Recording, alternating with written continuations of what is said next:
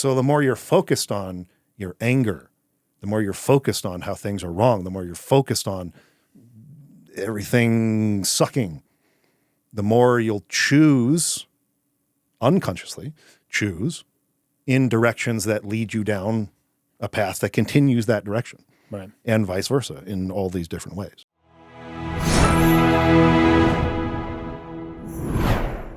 Welcome back to our Eternal Darkness analysis, State of the Ark podcast. My name is Mike. My name's Casey. We left off right when Pius Augustus takes one of the effigies, one of the essences of the gods, becomes allied with that god. We chose Chaturga, but you should do all three if you want the true ending. Yes. Of you have to beat the Eternal game Darkness multiple times. Yeah. So essentially, whichever one he chooses, or whichever one the player chooses, he becomes allied with that god, and that god is making an attempt to throw off the balance of power between the three ancients, and I guess the fourth is Mantarok, the purple, and dominate. And so he becomes a servant of that god in that purpose. So you will come across Pius across all of these times, all these time periods that the game takes place in. He's the kind of the principal human antagonist of the game that you will come across, and you have to fight and save humanity from the god that he is trying to help summon back into this plane and destroy the other ancients and stuff. You know something interesting? He has lost his skin. Right? Yes. He's just and the book is covered in skin. The book is covered in skin.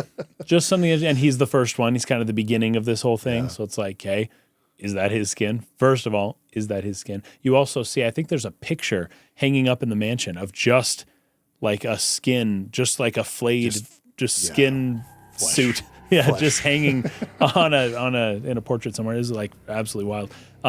But also, he is a servant of the gods, and there's something there that like just beneath the skin, like within the humans, is like these forces that are battling, right? And for him, it's all laid bare, right? It's just open. He has no human flesh. It's just the deep inner workings. It's like pure archetypes of the collective unconscious, just like boom, exposed without anything to cover it up or something like that. I don't know. That's good observation. I find that interesting. I like that. He keeps his helmet though. So this is where you're going to get kind of the more or less like the gameplay loop here. You're going to play through a chapter of the past, then you're going to come back to Alex in the present, and then explore a new room in the mansion. Yeah, having just learned the same abilities as the character we just did their scenario, That's right, she now has new tools that help her explore the mansion further to get closer and closer to the mystery of what happened to her grandfather. Also, whatever's relevant in those old stories becomes relevant in the mansion too. For instance, there's like a shrine with candles, and you don't know exactly what to do with it. But once you read the past, in the previous story, there was a shrine with certain candles lit. And when you light those candles, it opens up a box and you have a key and you can go somewhere stuff. But then the key breaks. But that's okay because you just learned the spell to repair broken keys. Yes. So it's really good. Yeah, so that's actually a really good early game example we can use to kind of show the I guess the way that this plays out. Yeah. So you start the game with a key to the second floor. That's right. Yeah. And you may or may not have tried to go upstairs and open it. Right. But when you do, the key breaks, and it's like, oh, I can't explore that area of the mansion now. Yeah. So when you go through the first, Pius is essentially the first. Yeah. But it's just kind of like the intro chapter, really. The second chapter goes to Elia, and you get this whole puzzle mechanic where the three laid candles, depending on which one is lit, represents a different time of day. So that's right. The one on the left would be morning. The one in the center would be midday. Yeah. The one on the right would be evening or sunset. And then if all the candles are blown out, that represents nighttime. Yeah. So you use that. You blow out or light certain candles in order for in the appropriate rooms in order to progress. That's a part of the puzzle of her scenario.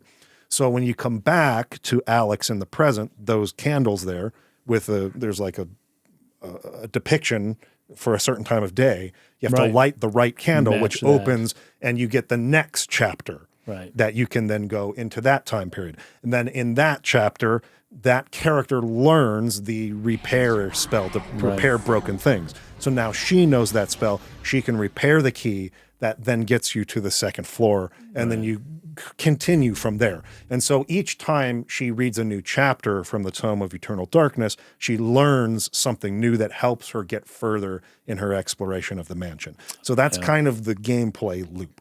Go from one chapter, learn the stuff you need, go to explore the mansion more. Okay, I can't progress any further, but I found this new chapter. Go into that chapter, learn the thing you need to progress further.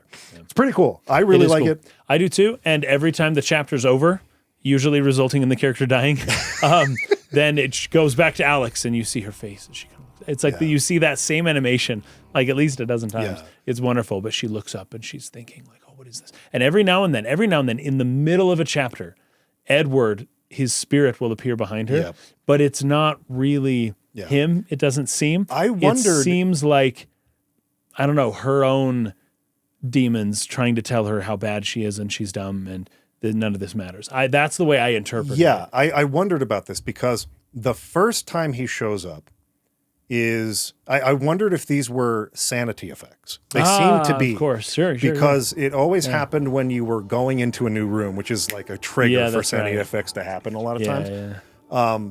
It would just cut back to her and the ghost of her grandfather come. And the first time he says, don't worry, like there will be times when nothing seems right. He's like referencing, in other words, sanity effects are going on. That's right. And I will be here to protect you from the darkness. But then multiple times he'll kind of come back and it's clear like something's wrong, like something's not right. And he's actually trying to play with her and make it worse. I never liked you. I was waiting for you to grow up and leave. Yeah. You're useless Why to couldn't me. you have died with your parents or Yeah. things like that? Or Just- the other one, the creepiest one, is when he's like, yes, continue, my pet, my little girl. And it's like, oh, creepy. But then it ends up being revealed that that's Pius playing with her. Yeah. And he's like using the ghost of her grandfather to try to like, mess with her. Okay. So That's right. it's even his voice and everything. Pius's voice is coming through. So very cool. I wondered if this was one of the sanity effects. Like I wondered if you would see these regardless, or if you're only seeing them because your sanity's low. Gosh, you'd have to play this game so many times to know that. I'm not sure the answer to that question, but I played with my sanity low on purpose all the time. Yeah. So Saw that a lot. Probably was the reason. But in each Game's more fun that way. there's one of these types of flash forwards back to her with the grandfather ghost sort of talking to her in this creepy way. So there's one for each scenario you go through, I think, up to a certain point. Anyway, Elia in Cambodia, this place in Cambodia, this temple in Cambodia is the first scenario. I don't know like who she is necessarily. I don't know if maybe she's a family member or relative of one of the guards there. They don't really like specify this. She's just looking for an adventure, it seems. Yeah, she's reading the Tome of Eternal Darkness. As one does, in this free time. Which I'm assuming was probably kept in the temple or something like that, maybe. Mantarok is in this temple. Right. And that's the god that these people, like in the village, or the I think they're called it's Khmer or something like that. Khmer, that's Cambodian. The Khmer people. A reference to the native Cambodians. Yeah, so the native people of the area, it's a temple of theirs, a religion that they've built kind of around Mantarok. Really is who they worship, I think, in this particular game. But she's reading the Tome of Eternal Darkness. Oh, I was going to say, the effigy, the essence of whichever god is weak to, the one that Pius chose, is kept in this temple. So in our case, we had him choose Chaturga. So Zelatoth is the effigy that is kept in this temple of Cambodia. In the next scenario will be at the monastery in France. Yeah, that is where the essence of the god who is strong to the god that Pius chose is kept, Oh, which is why he puts the guardian there. He's like, you have to guard this thing. Let no one touch it. Yeah. Because for us, if he's serving Chaturga, that's Olioth, who is strong against his god. So anyway, the effigy of the god who is weak to his is kept in the Cambodian temple, as well as Mantarok itself is staked here. That whole scene we referenced in the last episode where he casts the spell to curse Mantarok and trap it there, it happens here. And I think she's reading about that in the tome. And then she stands up. She's like, oh, I wish that something of higher purpose could happen to me. Yeah, exactly. Yeah. And then all of a Careful sudden, what you wish for be kind careful. of scenario. The door shuts behind her and she has to make her way through. Yeah. Yeah. But there's like a bunch of guards. Once we get there, they're like, you shouldn't be here. What are you doing? And there are actual people here. But they all basically die pretty quickly because if you get too close, I guess, Mantarok can still kind of like yes. swipe you away with a tentacle or something and eat you. And that's when Pius is like, haha, still feeding on human flesh, I see. Yes. So Great One is bringing up something here. I'm glad you did this for clarification. It might have come out the wrong way. So he's saying it's a Hindu temple.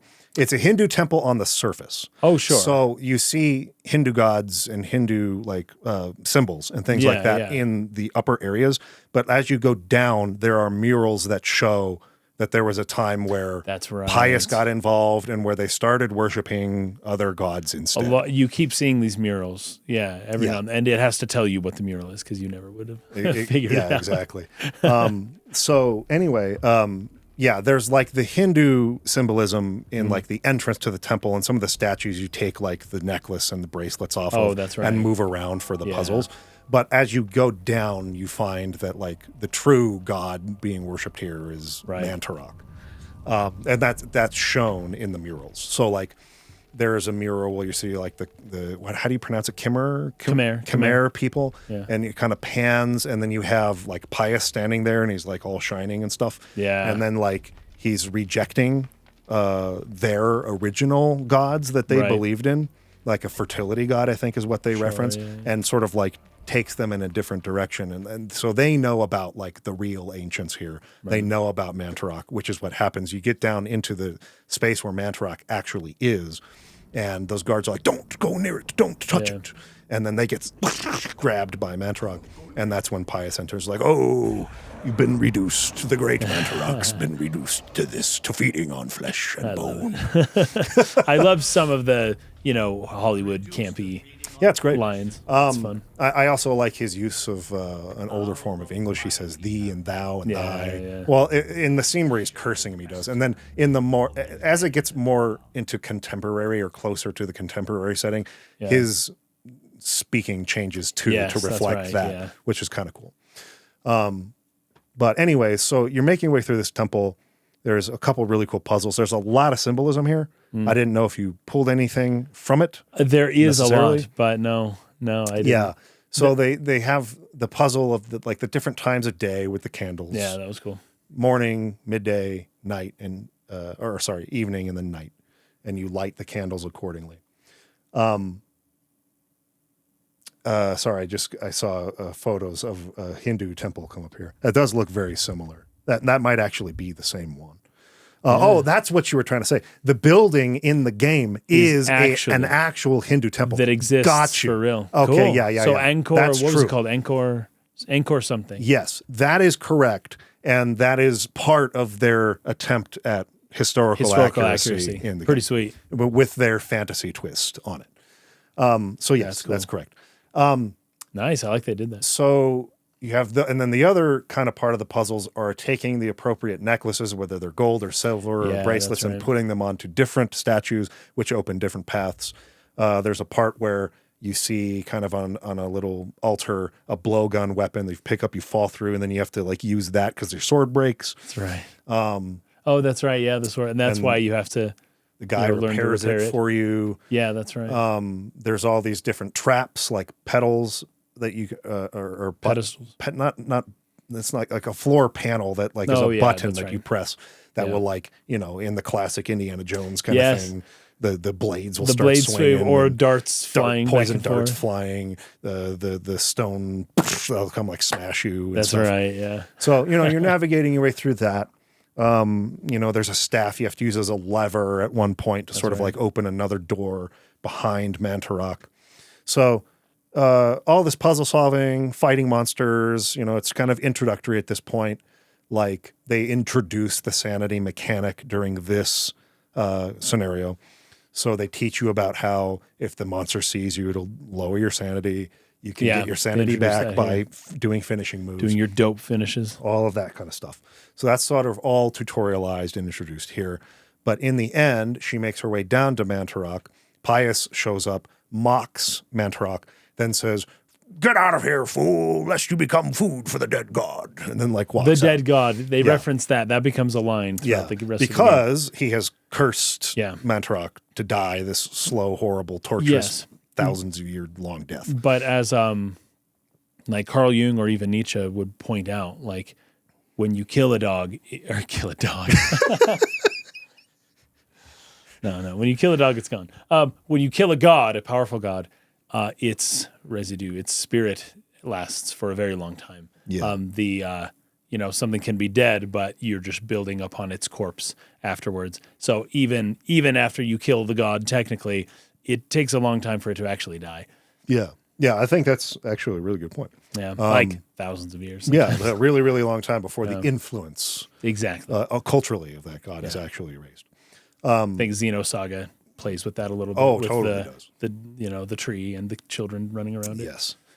A great one is saying he visited this exact temple before. Yeah. So he's got a picture of himself. That's dope. Is there a hidden entrance with like this Did you move the silver bracelet and open the hidden passage? That's funny.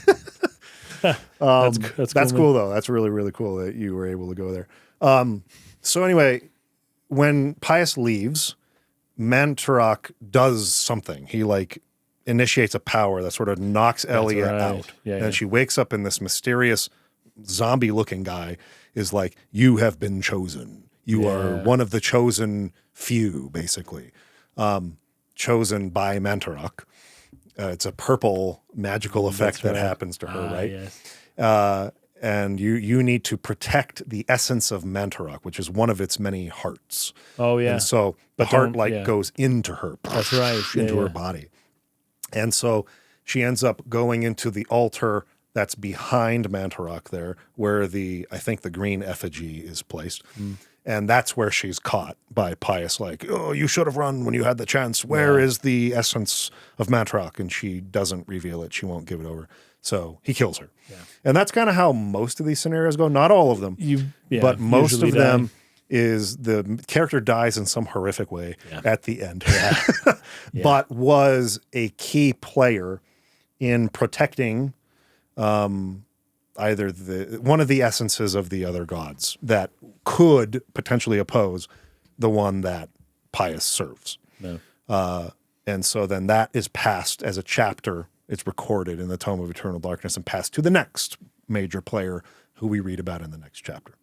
And I guess a reason why a lot of these people have to die at the end is because these are the untold stories, right? These are the stories, they say history is written by the victor. Well, these are the people who lost.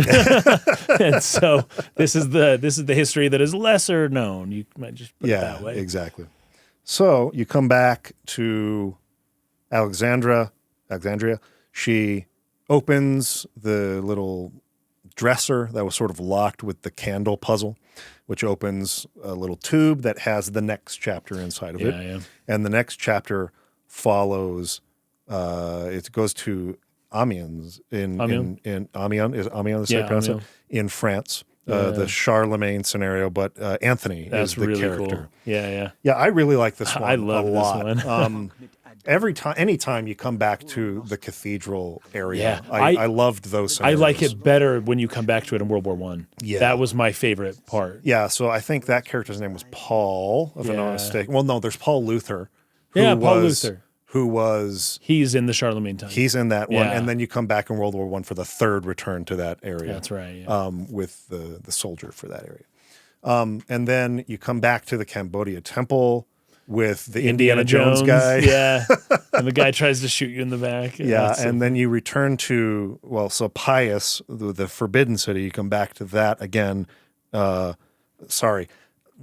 For those who don't know, who haven't watched our channel, I mention this, or I try to mention it every time I do one of these. I am terrible, like absolutely horrifically bad at remembering names. Like even for games I played a bunch of times, like what's that dude's name again? So let me make sure I remember the freaking names here. So we have those. We have the 4 like areas that you return to. Obviously, the Roivas family estate. So you have Alexandra, the character you're playing as. I said Alexandria earlier. It's Alexandra. Oh, Alexander. But it's the same. The meaning of the name is the same. Yes. So you have her ancestor Maximilian Roivas that takes place in there as well. Pius Augustus is in Persia, the Forbidden City. And then you come back with Kareem to explore that area again later. And then you come back again as Roberto Bianchi, who is like the architect guy. That's right. You return for the third time. Right. And that's the Pillar of Flesh. That's when they're building the Pillar of Flesh. Yeah. So you return to that area with those characters. Then you have Anthony in Amiens. You return there again with Paul Luther. So let's see, Anthony was 814 AD. So maybe that's Charlemagne. That would have been Francia. Okay, yeah, sure. But then when you come back with Paul Luther, it's France, 1485. That's why I got tripped up last time. And that's the medieval and with the rat torture and all that stuff. Yes, exactly. Yeah. And then Peter Jacob in World War I, 1916, comes back then. And then, let's see, the Cambodian temple, Elia, and that's in 1150 AD. So these are not necessarily in chronological order in terms of like the years. It kind of jumps back and forth. But Elia is 1150 AD in the Cambodian temple. Then you come back as Dr. Edwin Lindsay in 1983. And then Michael Edwards, I believe, is the firefighter, right? Oh, okay. Yeah. The oil fields firefighter guy. Yeah, I think that's Michael Edwards. Okay. So, anyways, those are each of the chapters in each of the characters. I do remember that because Michael means like God, and then Edwards is once again it's Edward, right? Yeah. The guardian of riches. Yeah. Right. So those are the scenarios. So we just went through Elia. Anthony is next. 814 during the pinnacle of the Holy Roman Empire, which is not to be confused with the ancient Roman Empire. Yeah. Different thing. Yeah, it was basically like declared by Charlemagne, like, the Roman Empire is now reconstituted. But yeah, he declared himself the emperor, and it was very interesting times. That was the continuity of the Holy Roman Empire was the church, not necessarily we all agree and have the same kings and all. Right. They were still fighting wars and Absolutely. stuff. Didn't matter that there was an emperor in France somewhere. Yeah. In Amiens.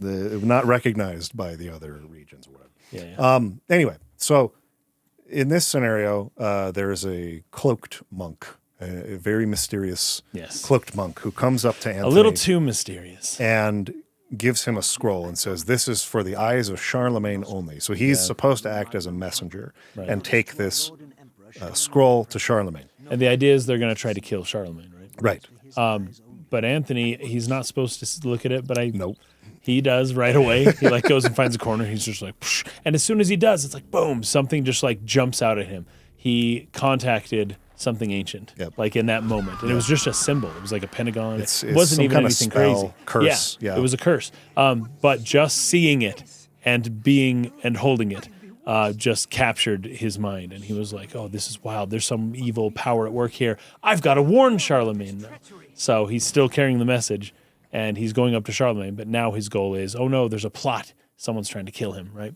Yeah. So he goes through, but is this the part where, this isn't the part, it's later on where the priest is killed, or is this the part where there is a dead priest? Well, Charlemagne is the one who's killed. Oh, okay. But the priest is in a casket, towards the front, and he's like of the horribly, what would you call that? Horribly murdered in front of the pews. Yeah, in front of the pews, next to the altar. Yeah. Exactly. And you go up there and it's like, whoa, something crazy is happening. But while you're there, basically, somebody else dies and you're like, something crazy's going on, but they don't believe you. They just think that you did it. Well, the truth is they do believe you, but they're the ones that are so kind of causing all this. There's been an infiltration of not like the whole church, but this particular cathedral. Yeah. And this is pious, obviously, has sort of infiltrated, and there's corruption going on. So there's like a custodian priest. Each time you return here, it's a little different. So like in this scenario, Charlemagne is there at this cathedral visiting and is meeting with the bishop of the cathedral. That is pious in disguise. That's right. And so you arrive there, or Anthony arrives there, and there's been a plague of sorts that's kind of like ravaging the monks there, and they're all confused about, is this some kind of like punishment from God for like our lack of faith? So there's a mixture of some of these priests and monks are Pius's like demons and minions, and some of them are unaware that this is going on. So they think that there are these deaths that are occurring that is some sort of scourge or some sort of punishment from God. Right. But they haven't seen the corpse that's in the casket. That's right. So you're talking to them. Kind of opens it up. Right. So you're talking to them and be like, I need to see Charlemagne right away. Well, he's in the room there with the bishop. You'll have to wait. Yeah. And the door is locked. So you need the bishop's key to get in there. Not anyone can just walk in and see Charlemagne. Yeah, and just see Charlemagne. Even though he's carrying an official seal with like a message. So as you walk up to the front and you open the casket, you see it's not what they thought it was. Whatever scourge they thought was the cause of this man's death was not it. It's as if something has burst from its chest. And they're like, oh, some great evil has happened here. And many of the monks then flee the cathedral. So they don't all remain there. If you were to have gone upstairs before opening the casket, there are two priests up there, and this is where you get the triangular symbol that is the base for your magic casting. Oh, that's this is where magic is introduced and tutorialized, is in here, and you can't pick that up while the monk is in the room because he's studying it. He's like, I need this for my research, like don't touch that. So you have to go back downstairs and open the casket, and then all the monks freak out and they leave, which allows you to go upstairs and get the thing. And then you can start picking up the runes that are scattered throughout the level. And making spells. Making spells. You learn the enchant spell, I believe, in this one, which is what repairs. Well, first it can put like a power on your weapons. No, that's to make right. them That's stronger. always fun. Yeah, you always have to do that. Or it will repair broken things. Right. There are a couple of urns. One of them that you find that you break, you drop, and then another one that another monk dropped, and you're supposed to repair those with the spell, like fill them with liquid so that they're heavy. Some gross smelling liquid, apparently. Which depresses a plate that allows you to open a door and continue on.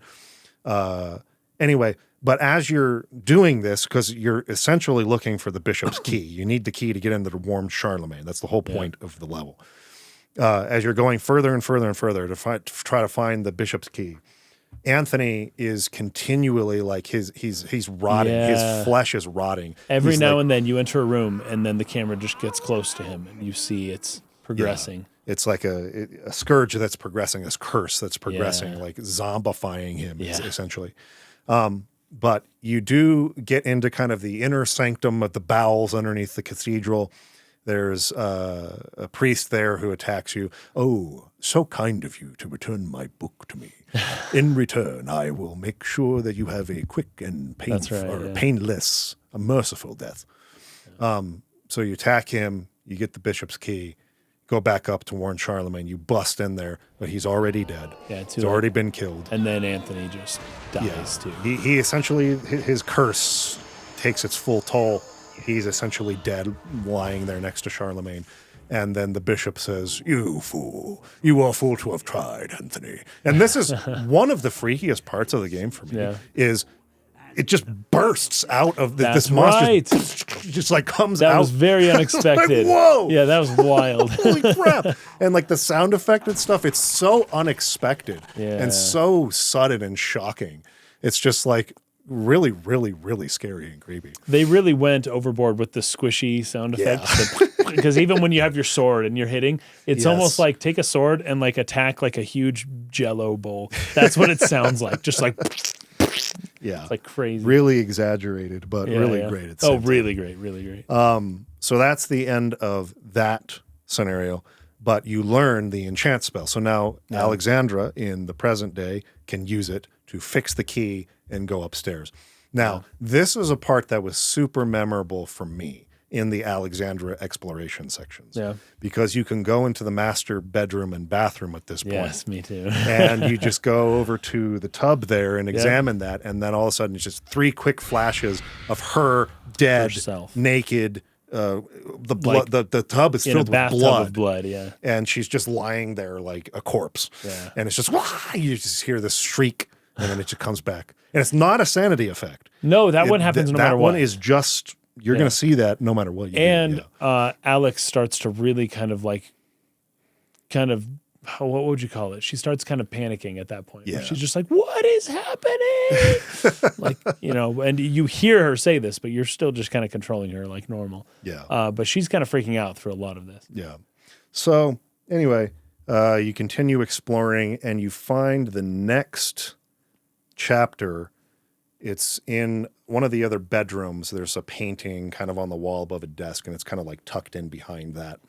So you pull that one out, and this is the Kareem scenario, which comes next. So you're returning back to Persia at this point, which was where Pius was when he encountered the effigy that he chooses in the beginning. So this is the first return to a previous area. But it's different. It's expanded. There's more puzzles and different stuff to solve here. Kareem's story is interesting because he's infatuated, I'm going to use that word and not in love, completely obsessively infatuated with this woman. And, he'll do anything she wants. She has ignored all of his advances, and he's like, what do I have to do to get you to look at me, to get you to agree to marry me, basically. And this is back in Cambodia, right? This is in Persia. Oh, this is in Persia. Okay. Yeah. So she says, there is a treasure that I've heard of from in a forbidden city that if that's all I can think about. You can think of nothing but me. I can think of nothing but this treasure. Right. And if you were to retrieve that treasure for me, then I would certainly marry you. So he heads off, and she promises, this is important, she promises that she will wait for him. So he takes off to go search for this forbidden treasure in this place.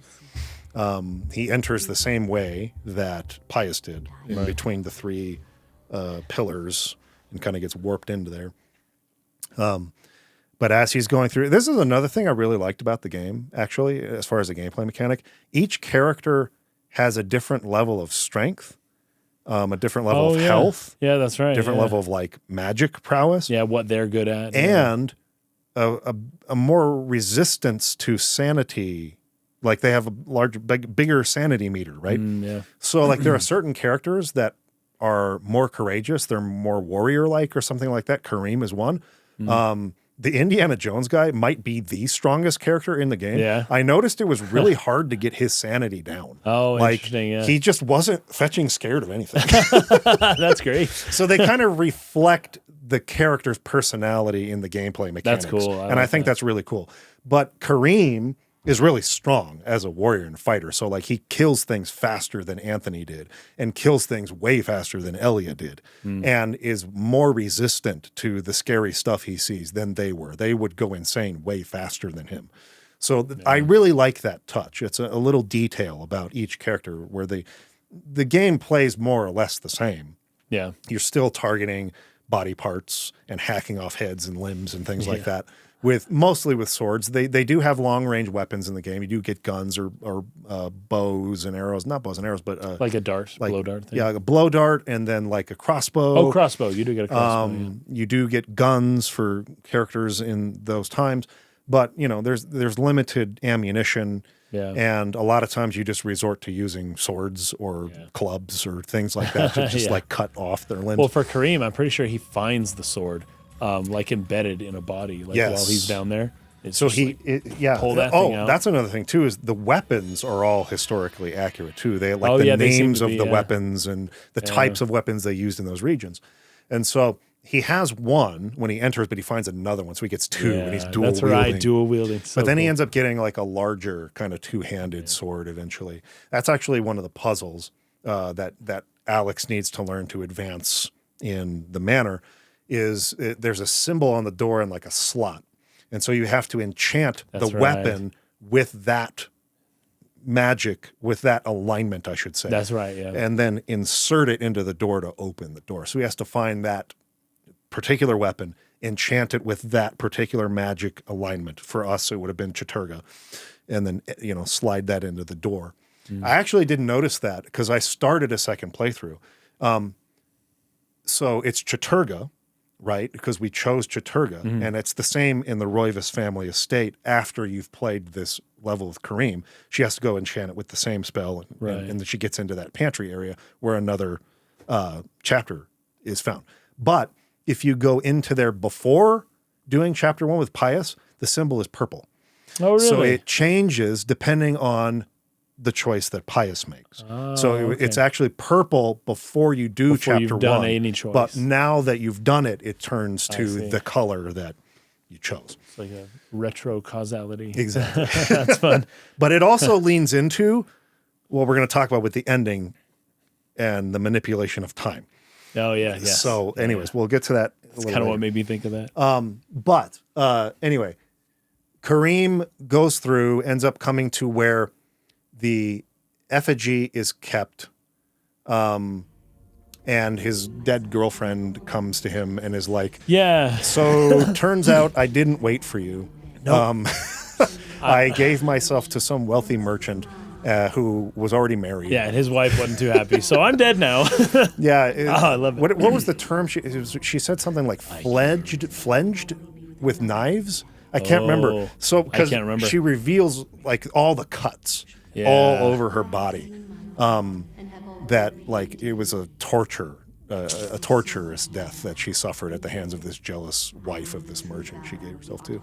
And so Kareem's like, I can't believe I freaking went through all of this to like for a dead girl, for a girl who's dead, and you don't even look good anymore. Now. I know, because like she's like looking really zombified. bad. Yeah, and she's just like, "Come on, I'm still me on the inside." Because and she's he's like, it's one of those things where she was cursed to never be with a man again unless in death. And it's like, well, now we'll be together, but it has to be in death. And he's like, why would I want to be with you now I that don't even want this? Yeah. you like freaking didn't keep your promise? But like he goes through with it because she basically says, if you don't, like the entire human race is like on the line here. Like everyone's going to be fetching dead unless you make a sacrifice and stand as a protector here. A guardian. A guardian here in this temple. And he's like, the things I do for love. And then like kisses her. And I didn't really know what happened, like whether he dies. My assumption is he's dead. But. So like they're together now, and his ghost is what's defending this place later when you revisit as the architect character. It's like his ghost you come across. Okay. So I believe she kills him, and the two of them remain there together to defend the place in death as ghosts. Okay. But it's just a really, it's not, a lot of these deaths are really horrific and just like messed up. This one was kind of just more clumsy. Because he's like kissing her and he's like, and like freezes on his face. He's like, and then and then the book closes, right? Yeah, and but it's like you don't see him dead; you just see him in pain. Right. So I didn't really know what was going on there, but I assumed he died eventually. He died at some point. This was a long time ago. Because his ghost is defending the place later. Yeah. So anyway, that's the end of Kareem's. Then you go down, you unlock that door you couldn't get through before with the spell, and I think the sword that she's carrying around, the Gladius sword. And this is where we move on to, I believe, her ancestor in the Roivas estate, Maximilian Roivas, 1760. This is probably the weakest and slowest character in the game. Well, he's got flintlock, like muzzle loading pistols. Yeah. Like it's not easy. Well, I mean, not even just that. I mean, just his running speed. Yes, he's slow. Like Alexandra's really fast. Elia is really fast. Did you do the the squat move with Alexandria. Oh, and she's just like slowly walking. It's just like a waddle almost. It just looks really Elias funny. is kind of funny too. Yeah. So I guess we haven't mentioned this yet. There's a specific. I don't know if it's necessarily really an enemy. They don't hurt you, but they're these little scorpion-like things that crawl on the ground, and they're called trappers, and they send you into this other kind of dimension place where essentially the purpose It's like it a serves, maze kind of thing. it's kind of like a maze, but the purpose it serves is it gives you a chance to like replenish your health or sanity or magic, depending on which you need. And there's like a colored portal that changes colors, and you have to step on the color that you need. want, and then you go there, replenish it, and then leave. Yeah. So anyways, a few times. I don't know why I brought that up. Oh, because if you don't want to do that, you can sneak around them because they're blind, but they hear really well. So if you you're have to walking crouch. slowly, they won't detect you. Anyway, so yeah. But no, Maximilian is just slow in terms of his running speed, which is a key factor in combat. I mean, sometimes you need to retreat from an attack and run back from it. And he's so slow and clumsy, and like his health sucks. He goes insane really fast and all kinds of stuff. And so this part's tough because, well, you'll get the melee weapons. You always have a melee weapon and then some choice of ranged weapons. His are flintlock pistols. Yeah. And so anyway, he's just in the estate, and his servants are kind of around, but some of them are acting kind of weird. What's revealed in this chapter is that there's another hidden ancient city underneath the Roivas family estate. Literally under the mansion. Yes. Yeah. And so obviously some of Pius's minions are like probing for a way to reach that place. That's where they're trying to get. So that's why they're there in disguise as his servants or whatever, his maids and butlers or whatever. So anyway, he's going around and discovers underneath the fireplace of the mantle in the room with the piano a tunnel that goes into the room that Edward Roivas's like little secret room where the Tome of Eternal Darkness was, where Alexandra found that. Yeah. It was underneath the fireplace. Basically, it was like a tunnel that led in there. So there's actually kind of two passages into there, but one's been blocked off in Alexandra's time. That fireplace has been blocked. There's no way to go back through there now. But in his time, it was through there. So he goes in there and he finds that room, and he's just like, what the heck is this? And that's where he encounters the Tome of Eternal Darkness. That's right, yeah. And then monsters start showing up in the manor. Every time they encounter the tome, too, where you've got that bridge you kind of walk across and the faces on the ground that are cool screaming, effect. And then you see the statues of all the people you've played as up to this point, and then you come up to that huge hand just like holding the book. Yep. And it's like you got it opens up. Select the tome, yes or no, like grab it or not. Yeah. But every time you kind of flash into that scene, I always really liked it. And I'd always take the time to look at all the statues, and like that's one of the most memorable parts of this whole game is the faces screaming in the ground. Yeah, I really, really, really like it. And yeah, the fact that you see the statues of each of the prior characters from the different time periods, you know, their names are inscribed on the statues, Anthony and Elia and Pius, but Pius's is broken, so you don't see the top. That's right. Yeah, you just kind of see the feet. And so each of the guardians is kind of like memorialized there as statues. Anyway, so monsters start appearing, you're fighting your way through, and this leads to him discovering this city underneath the mansion. And he's like, there's no way I can fight these monsters down here. I got to go get some help.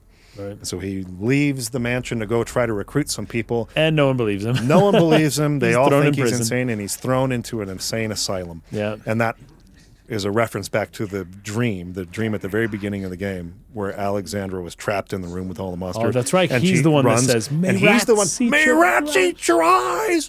Yeah. And there's actually a sanity effect that happens during this chapter where he finds himself all of a sudden in a prison. And he's like, he comes to the door and he can't get out. It's like you're stuck in the room, and no matter what you do as you're running around, you can't escape. And so he has a sanity effect that like foreshadows what's going to actually happen to him. I love that he's just like, no, you don't understand. There's a whole city, and these beings are going to end all of humanity. What? Why aren't you letting me out? Yeah. And but even if he got help, it's like there's nothing anyone can do. Yeah. There's nothing anyone can do. all this unhinged ranting, but it's all correct. It's like I know, it's all true. right. It's actually happening. But he's a madman. Yeah, they consider him a madman, and they shut him up in a insane asylum. Yeah. And he's just like banging his head against the stone. You don't understand. Fine, you deserve what's happening to you. May rats eat your eyes. Crazy. It's great. Yeah, I loved it.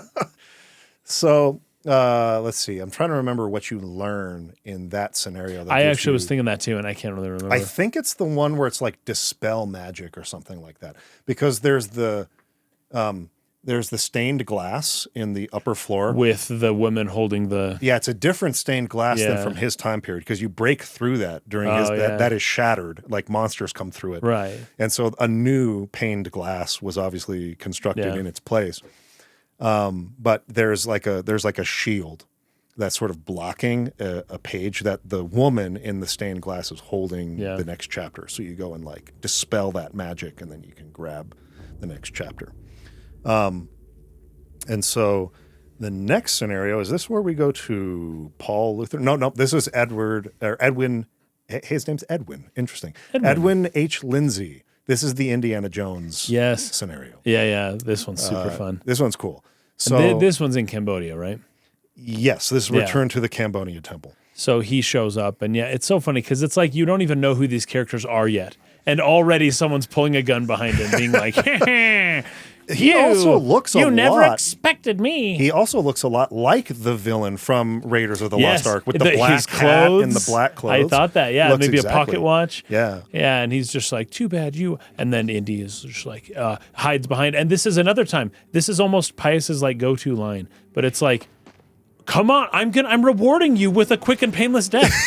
Come on, show yourself. Just die. What are you doing? If you don't let me kill you now, you're just gonna die later. It's gonna be way worse. Almost like he just can't fathom. Why are you running away from me? Oh, it's hilarious. So funny. And then it's funny too, because then you really enter a gunfight with him, and then it's not difficult to kill him. Often that's the case where they're just like, I'm going to kill you, meet your maker. And then you just like shoot them and it's over like in no time. Yeah. And it's like, wow, how arrogant you were. Yeah. It's really funny. But this character is really strong, like I said. Combat-wise, you got a couple different guns. You get a shotgun and then some kind of pistol. And then, of course, melee weapons. But he's really strong. He's really resistant to the sanity effect. So I had to really like go out of my way to get him to go insane. And just like stand in front of like just run circles around it while it's staring at you. Exactly. And not kill any of them or not do any finishing moves. Yeah. Sometimes you need to do that because in the Chaturga alignment path, they regrow limbs and come back at you over and over and over again. And so sometimes you got to finish them off to like just get them to go away. But anyways, you're going back through the temple, new areas emerge. You do eventually get back into similar areas. But this is one place where I was just really impressed. And this is the kind of thing they probably wouldn't have been able to do on the N64. And that's like lighting effects. I know that they did pretty good with like, it's like real-time lighting effects in games like the Zelda games. Yeah. They had like elements of that. Yeah, especially with the mirror shield and that level, the Temple of Light. It was the Temple of Light. Or no, not the Light Temple, but the one in the desert. But which is the shield? I can't remember. Oh, the light shield. Yeah. Yeah. The mirror shield. The mirror shield. You're right, but it reflects the light. But I can't remember what the temple's called. Anyways, they did have some of that, but like real time lighting was like pretty strenuous on like the hardware at the time. This is why like in games like Vagrant Story, they're not actually lighting the characters with that heavy backlight. They're just like offsetting that's right. Like a second model essentially, and then just like essentially making it white. Pretty creative, kind of cool. It's like a creative solution to that, but they couldn't like actually have a real light coming from behind that casted that rim light they were looking for. But on the GameCube, you if you don't pull that torch out, you're not going to see some of those pedestals on the floor for the traps. But like if you have it out, you can see a lot better. And so you have to switch between using your weapons in the dark, like the dark parts of this temple. It's really hard to see. Yeah. And then pulling that thing out so you can actually explore and like look around. But his gimmick for his section is that little brush, because he's an archaeologist like Indiana Jones, right? Yeah, that's so right. you use yeah. that brush to like wipe away the cobwebs and like find. In each scenario, you're finding new runes that create new spells. Yeah. I guess maybe we should talk about that a little bit. And then at some point, you can craft bigger and bigger spells and use more of them. And half of them, it's always Pargon. Because that's just... Yeah, the Pargon rune means power. So, but anyway, the magic system in this game, I don't think we've touched on that too much yet. It's pretty cool. It's pretty cool. It's summoning. You got to take time. It's not like you can just blast lightning all the time. Right. You've got to make sure you're away. And yeah, you need time. You can't move during the summoning of the spell. Until so it's you have to summoned. stand still and essentially like concentrate and then evoke 3 runes in the basic level spells. This is the medallion that we got back in Anthony's chapter with the triangle on it. So you use 3 runes. And each spell requires a combination of runes. Yeah. And you learn those. Yeah, each spell has a base where the first is like the alignment. So either Chaturga, Zelatoth, or Ulyath. Yeah. Then you would combine 2 other runes, and each rune has a meaning that you don't know just by encountering the rune. You don't know what it means. Right. It's just a question mark. The rune isn't a question mark, but what it represents is a question mark. We don't know. But then you find codexes on stone that essentially translate what the runes mean. So each of them means a different word. So you have like self, absorb, Pargon is power. Pargon. Pargon. There's one for like item. There's one for... Anyway, they all different words, and you combine them in different ways to make different spells. Yeah, and once you create a spell, you have it. It's saved through like the pause menu, basically. But you can assign certain ones to the quick, to the like quick cast, so that you can do it faster, right? To face but you can only have 4 though. Yeah. Right. And it's like, hey, which are the 4 you use most often? Otherwise, you're going through menus to like select the one that you want to do. I think it's actually 5. So you have the 4 the D-pad, right? The D-pad, and then I think it's either X or Y is the 5th. So you have 5. So you can have 5 quick summon buttons. But you end up with a ton of summons by the end of the game. So and you can spend time just like building, or not. You don't build them yourself, but you discover basically. Summons. Well, you can build them. You can discover them yourself. Yeah, that's more or less like what that, I'm referring to. That's but like you can't just make your own out of anything. No. That's what I'm referring to. You've got to experiment and guess, and then eventually you can discover. Whoa, that worked! I got a new one. What does it do? Right. And that's how magicians ruin the world and kill everyone. How does this work? You can discover them through trial and error that way. Yeah. You also find spell scrolls in the levels. They give you, it's like a recipe. That tell you what the recipe is. Yeah. And so, as you're going through brushing off the cobwebs, you'll find different runes. You'll find the codex and the stuff that you need for new spells that they're going to introduce to you that will be required for solving puzzles or for fighting bosses in that particular scenario. Yeah. So like, the recover spell, right? To replenish one of the 3 meters that you have health, which is red. So you use the Chaturga alignment with I think it's absorb and then self runes to do a recover spell with the Chaturga alignment that recovers your health.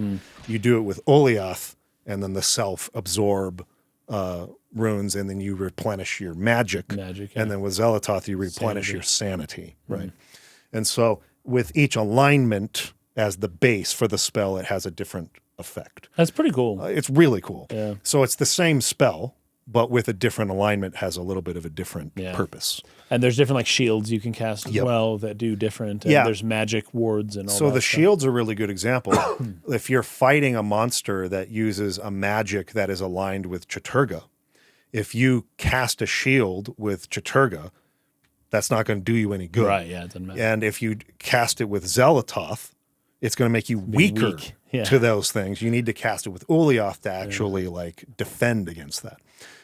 There's another one where you create kind of like a little area with a shield wall, and you stand inside of that. It's like a force field.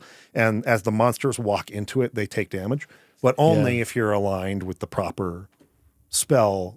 If it's like a red enemy and you have a red shield, it's going to be able to get through that, right? In fact, now that I think about it, I think this might have been the one where you learned the dispel magic spell, because there's that enemy that's sort of like trapped. Remember that? He's like standing in the center, and it's like Oh, the red, yes. and you have to like Yeah. dispel that magic and kill that enemy That's to get right. the thing behind it. That makes sense. I Yeah, think that'd be- this is the one where you learn that spell. But anyway,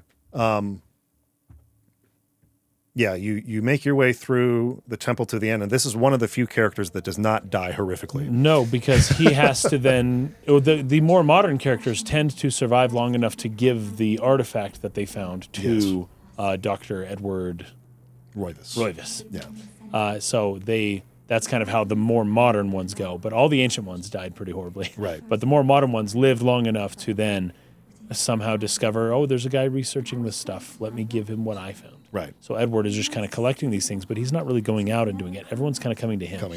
Which is interesting, given where the city is located, that they're all kind of making their way this way, right? Everyone's kind of drawn. They're being towards drawn. this location. Yes, it's important to distinguish. Yeah, They yeah. are being drawn by Yeah. some force. Yeah, and then they're like, oh, there's a guy here. Yeah, so he gets away with for us, the Zelatoth effigy. Yeah, and takes that artifact to Dr. Edward Roivus at the end. Yep. So he survives. He's good to go. And that leads us to the next scenario, which is the Paul Luther scenario. So return to the cathedral, which is my favorite level in the game. I freaking love this. Yeah, me too. So similarly, it's expanded. So there's been a cathedral built around the old cathedral. So there's like an even right. bigger, like more elaborate cathedral, and there's a door kind of on the right That has the old cathedral. Yeah, that has the old cathedral inside of Yeah. it. And so you go into so there cool. and explore some of the older areas, but there's all these new areas and sort of expanded portions And too. this is the part where there's the steam power engine underneath it, or is that Yeah, World War the I? Oregon. Okay. No, that's in World War II by that point. Or World War but, I? World War One. Yeah, okay. But they do mention the mechanics of the organ and that it has to be like manually powered. Something underneath. Yeah. Yeah, for the bellows in order to like blow the Right. air for the organ to work. Like a bagpipe. Somebody's got to like fill that air. Yes, exactly, and then like deflate it and then fill it up again. Yeah. Yeah, really cool. So they sort of like introduce that area here, but it's manually operated. And then when you come back in World War One, it's steam operated. It's steam operated. I really liked this scenario a lot. This is around the time of the Inquisition. Yeah. So that's the new foil, the new distraction that he calls himself, I think, Paul Augustus at this point, that's right. Yeah. is pious. using. He's not pious anymore. But he is, I don't know what you'd call him, the bishop, the whatever, who's running the cathedral. And they are investigating corruption.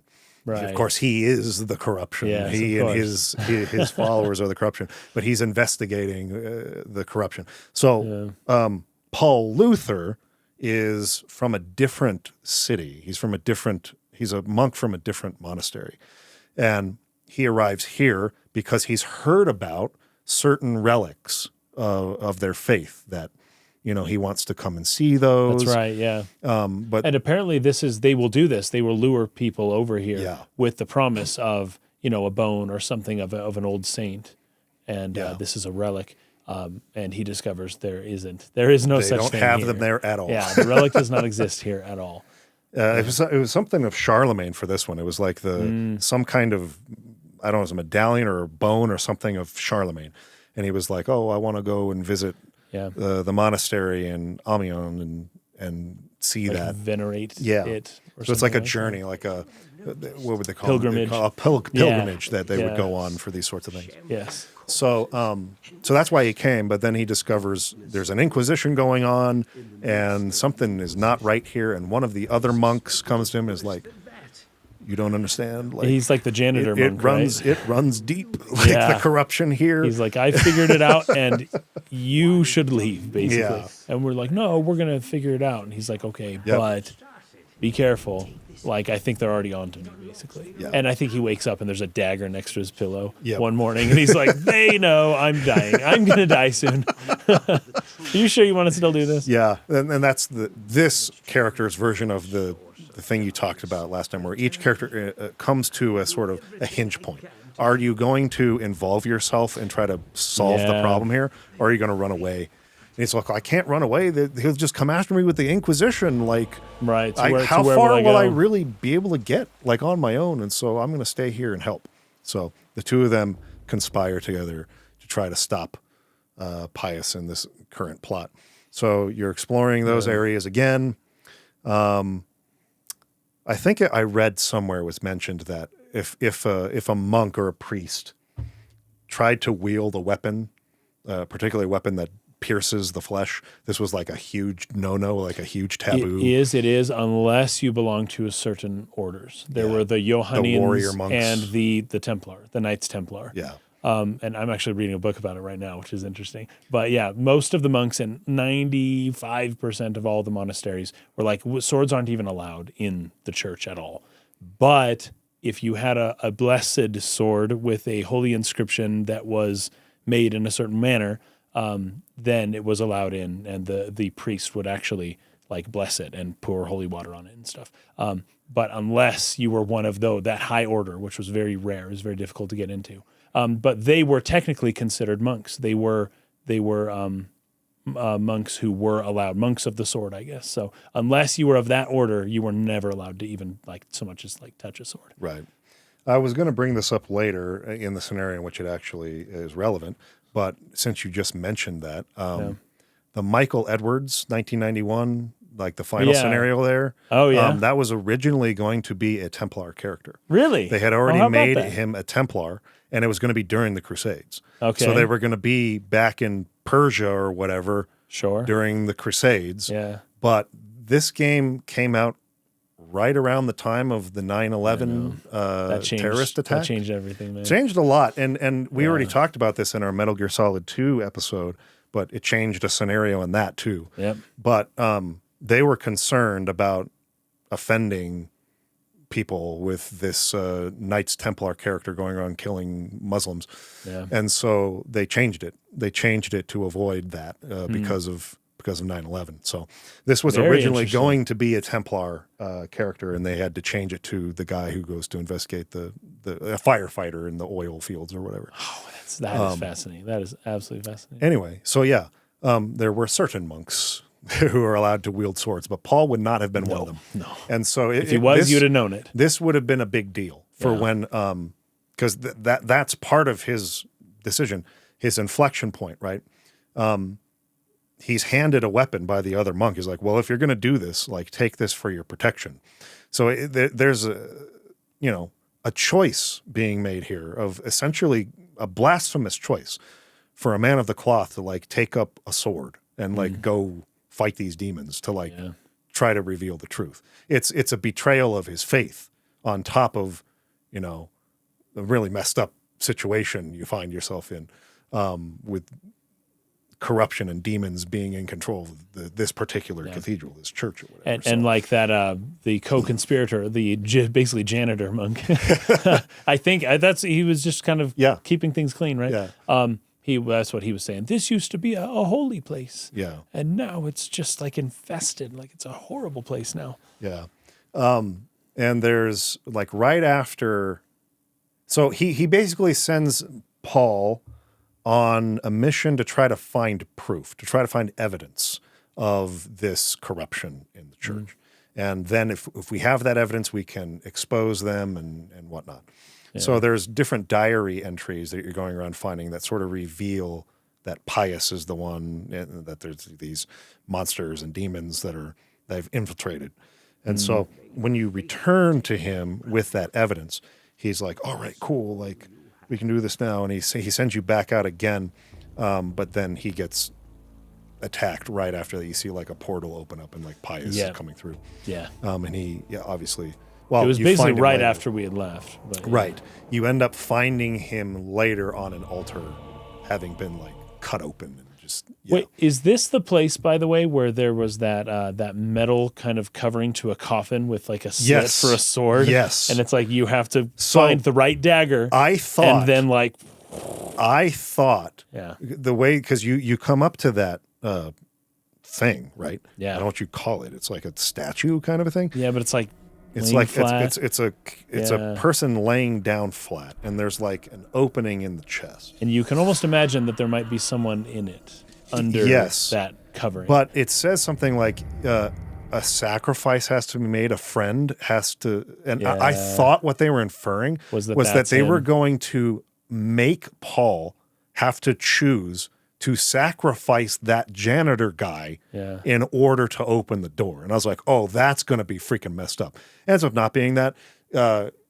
I wondered if maybe originally they were going to do that and maybe Yeah. changed it later on because it's like too dark. You Okay. can't have like your hero like murdering a guy to like uncover the truth. Yeah. But that's when you go back, he gives you the dagger that was next to his bed. And Yeah. that's the key that opens. That's the key. But once thing. you put it in and pull down, Yeah. you hear a scream. Like, ah, and it even says in the text, like, the scream he heard penetrated his mind and he couldn't stop thinking about it and it shook him up like super hard. Yeah. So it seems like maybe they were going to have a person be there. Right. I was wondering if perhaps they were going to put the janitor Him. inside of that thing and have him kill him or something. And I know like they that. show the beings come up behind him and you do see him later on the altar, but Yes. like, is it plausible that he was lying underneath Maybe the shell? you're right. Maybe he transported him, by him I mean Pius, into that thing. Yeah. And he killed him. And then he just transported we him don't even again know. over to this other altar where his chest is opened. Sounds like a little convoluted, but it does. but it's possible But that we maybe killed him. that's what they're supposed to be inferring there. Maybe that would make more sense as to what the clue said. But okay, this is Mike here in post. And I was thinking about this part of the conversation where we're speculating whether or not the custodian here was transported into the statue and then stabbed by Paul. I think there's one detail that gives more credence to that sort of interpretation of events. The little magical ball that appears behind Luther not Luther, but the custodian, as it fades to black, is exactly the same magical effect as this one from these little, I don't remember the name of the monster, but the like spider-like enemies that you encounter down in the city of Enga underneath the Roivas mansion, when they disappear and then move and sort of teleport and then reappear in different places. So the fact that this magic is kind of coming over towards the custodian might suggest a similar kind of power where he's being teleported inside of that statue and then Paul unknowingly kind of stabs him, right, and kills him.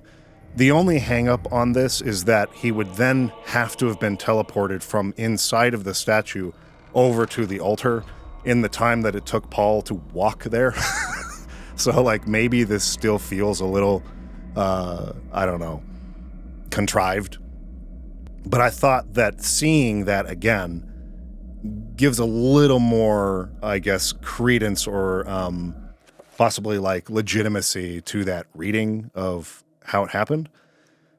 But this power is also used in the big boss fight in the World War I chapter, where whichever big boss you're fighting, depending on the alignment that was chosen by Pius at the beginning of the game, they use that same kind of magical ball of energy to create that barrier, that sort of like fiery barrier that traps you in there with that boss. So it's not like this power is only used in one capacity for teleportation, but it was still something that I thought was interesting looking back at it and maybe give some more legitimacy to that idea. So just wanted to throw that in there. Anyway, you go into that altar room and he's just laying there, and then Pius comes up and he's just like, "Goodbye, fool," or whatever. Like, "Come eat, my children." That's right. And then like yes. the monsters come up and he has to fight through them. But this is also where it's revealed the guardian that Pius summons to defend the effigy of Ulyaoth, right? The artifact of Ulyaoth is kept that's here right, in yeah. this cathedral. That big giant boss monster that you end up fighting in the 1916 World War I era. Okay, yeah. Because when Paul Luther encounters this thing, it just freaking smashes. I know. It That just was like explodes. shocking. That was shocking. It just like boom. And then it's like, you're done. Holy fat. Game over. That was wild. It's just disintegrates him. Yeah. Smashes him completely. So, again, unexpected. Unexpected. Just like, whoa, did not see that coming.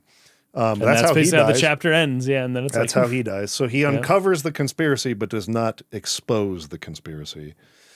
But he does learn cool, important things for Alexandra to use in the mansion to continue her exploration yeah, in that's the right. mansion to find the truth. So then the following scenario, this one's kind of cool too, is Roberto Bianchi back in Persia again, the Forbidden City. He's an architect who was brought or who is being forced to build this tower, this pillar of flesh. Yeah. And so he's kind of like forced to go down and look at the foundation because they're thinking the foundation is weak and needs to be strengthened in certain spots. Right. So he's sent down there to survey certain areas where the architecture is crumbling or is weakened. And his job is to like identify those places and like, you need to fix it up here, you need to fix it up here, fix it up here. So as you're going through, that's essentially like the objective of this scenario is to like point out or find those areas that need to be reinforced. But in doing so, he comes across the ghost of Kareem, who like tries to essentially test him by killing him, but he's not able to. He's like, "Oh, my attack had no effect on you. You must be one of the chosen few." And he's like, "Me chosen?"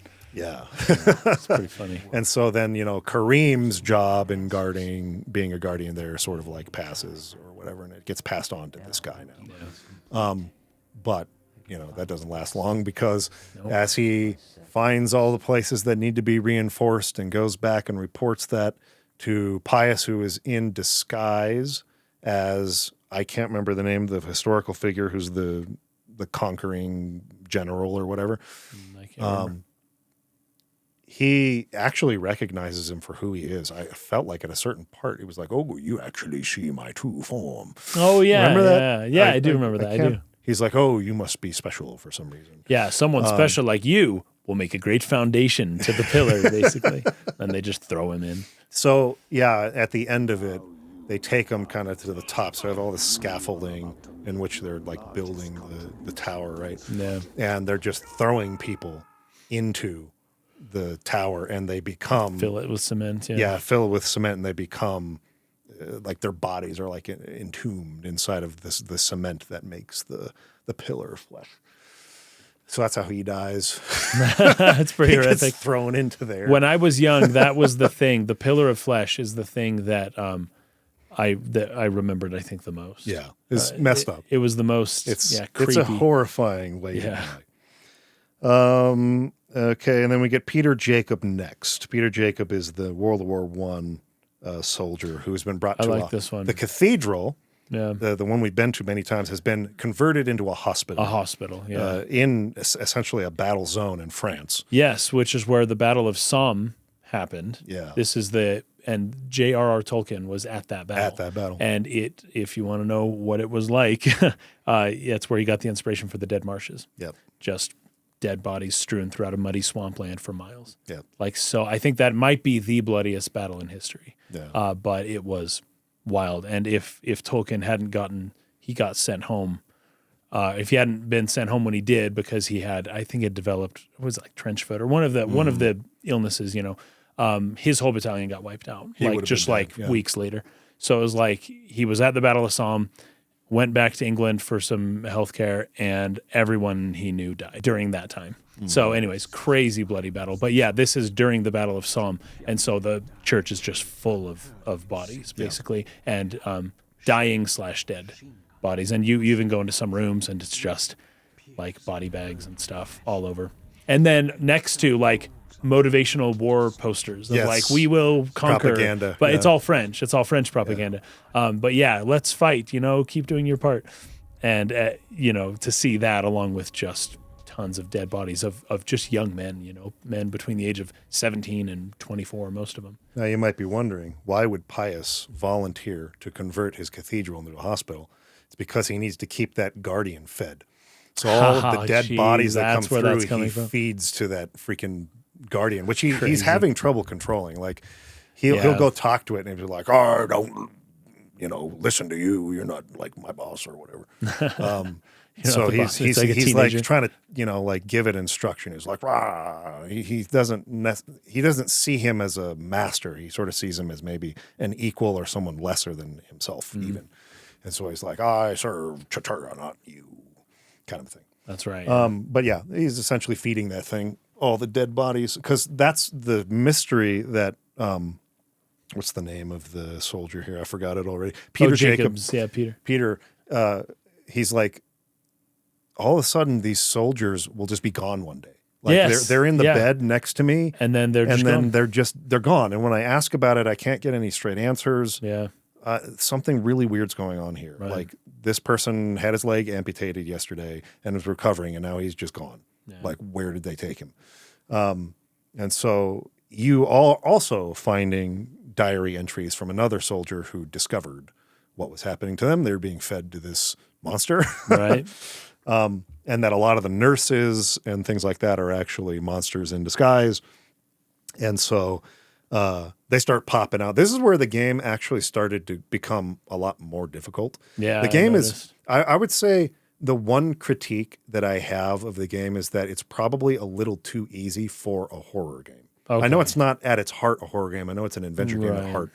But in order for the monsters to be scary, they can't be so easily dispatched.